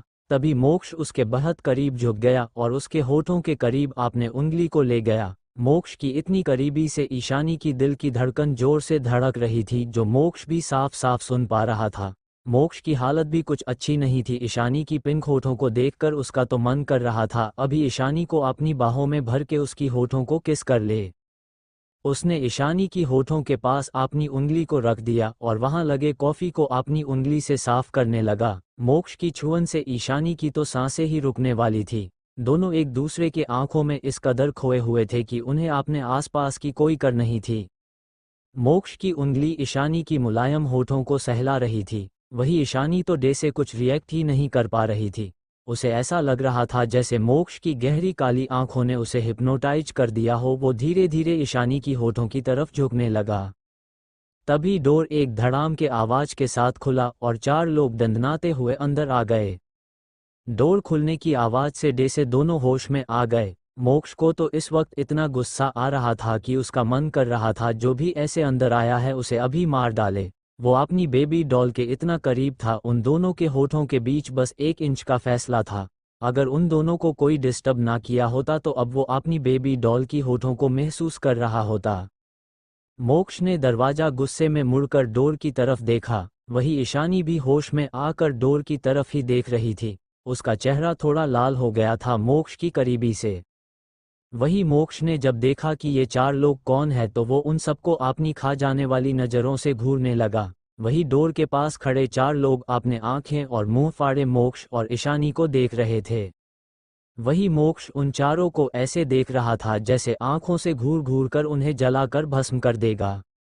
वही दरवाजे पर खड़े 4 लोग जो कोई और नहीं वरुण, तेजस, दक्ष और नव्या थे। चारों को अपनी आंखों पर भरोसा ही नहीं हो रहा था कि उनका डेविल जैसे दोस्त और भाई एक लड़की के इतने करीब है, क्योंकि पीछे से ऐसा लग रहा था जैसे दोनों किस कर रहे हैं। चारों ने मोक्ष की तरफ देखा जो उन्हें खा जाने वाली नज़रों से घूर रहा था। उन लोगों को तो ऐसा लग रहा था डे से मोक्ष उन्हें अभी मार डालेगा। चारों ने अपना सिर घुमाकर ईशानी की तरफ देखा तो बस देखते ही रह गए। तभी तेजस ने धीरे से वरुण से बोला, हाय ये कितनी सुंदर है, मैंने आज तक इतनी खूबसूरत लड़की कभी नहीं देखा। तभी वरुण बोला, हाँ ये पहली बार है। जो तू बिल्कुल सही बोल रहा है, ये तो किसी अप्सरा से भी ज़्यादा खूबसूरत है। तभी तेजस उसे गुस्से से देखते हुए बोला, क्या मतलब कि पहली बार सही बोल रहा हूँ? इससे तेरा मतलब क्या है कि मैं सभी बातें गलत बोलता हूँ? पाउटिंग। दक्ष नव्या से बोला, यार ये कितनी खूबसूरत है, बिल्कुल किसी परी की तरह। हमारी कॉलेज में भी मैंने इतनी खूबसूरत लड़की कभी नहीं देखा। नव्या भी उसका साथ देते हुए बोली, हाँ भाई आप बिल्कुल सही बोल रहे हो, ये तो बहुत खूबसूरत है, मैं तो इन्हें अपने साथ घर ले जाऊंगी। भले ही वो सब धीरे धीरे ये सब कह रहे थे पर मोक्ष और ईशानी को साफ साफ उन सब की बातें सुनाई दे रही थी। मोक्ष तो गुस्से में आग बबूला हो रहे थे, एक तो ये चारों बेवकूफ़ यहाँ आकर उसकी रोमांटिक मोमेंट को खराब कर दिया और अब उसकी बेबी डॉल को भी नज़र लगा रहे हैं। उसका तो मन कर रहा उन चारों को इसी वक्त अपनी केबिन से उठाकर बाहर फेंक दे। वही ईशानी भी उन सब की बातें सुनकर एम्बारेस हो रही थी, क्योंकि वो उनमें से किसी को भी नहीं जानती थी, पर उसकी ऑरा अभी भी बिल्कुल क्लॉड और एक्सप्रेशन नॉर्मल हो गया था। तभी मोक्ष उन सबको घूरते हुए अपनी ठंडी आवाज में बोला, तुम सब यहाँ क्या कर रहे हो और केबिन के अंदर बिना डोर नॉक किए आने से मैंने कितनी बार माना किया है। मोक्ष की ठंडी आवाज से वो चारों होश में आए। तेजस मुस्कुराते हुए आगे बढ़ गया। मोक्ष को लगा वो उसकी बातों को इग्नोर करके उसके पास आ रहा है, पर वो मोक्ष को इग्नोर करके ईशानी की तरफ देखकर एक स्माइल करते हुए बोला, हेलो ब्यूटीफुल, क्या मैं आपकी नाम जान सकता हूँ, क्योंकि मैंने पहले कभी आपको मोक्ष के ऑफिस में नहीं देखा। तभी वरुण जो पीछे खड़ा था उसे कुछ रियलाइज हुआ और वो तेजस को दया भरी नज़रों से देखने लगा और फिर मोक्ष की तरफ देखा जो तेजस से गुस्से से घूर रहा था। अब तो वरुण कन्फर्म हो गया कि हो ना हो यही उन सब की होने वाली भाभी है। वही तेजस बिना मोक्ष की तरफ ध्यान दिए हंसते हुए बोला, आप मुझे नहीं जानती होगी, मैं तेजस सवाल हूँ, मोक्ष का दोस्त। ईशानी तेजस की बातें सुनकर मोक्ष की तरफ देखने लगी। ईशानी को खुद की तरफ देखता पाकर मोक्ष जो अब तक तेजस को गुस्से से घूर रहा था, उसकी नज़रें सॉफ्ट हो गज और वो ईशानी की तरफ देखकर बोला, हाँ ये मेरा दोस्त है तेजस।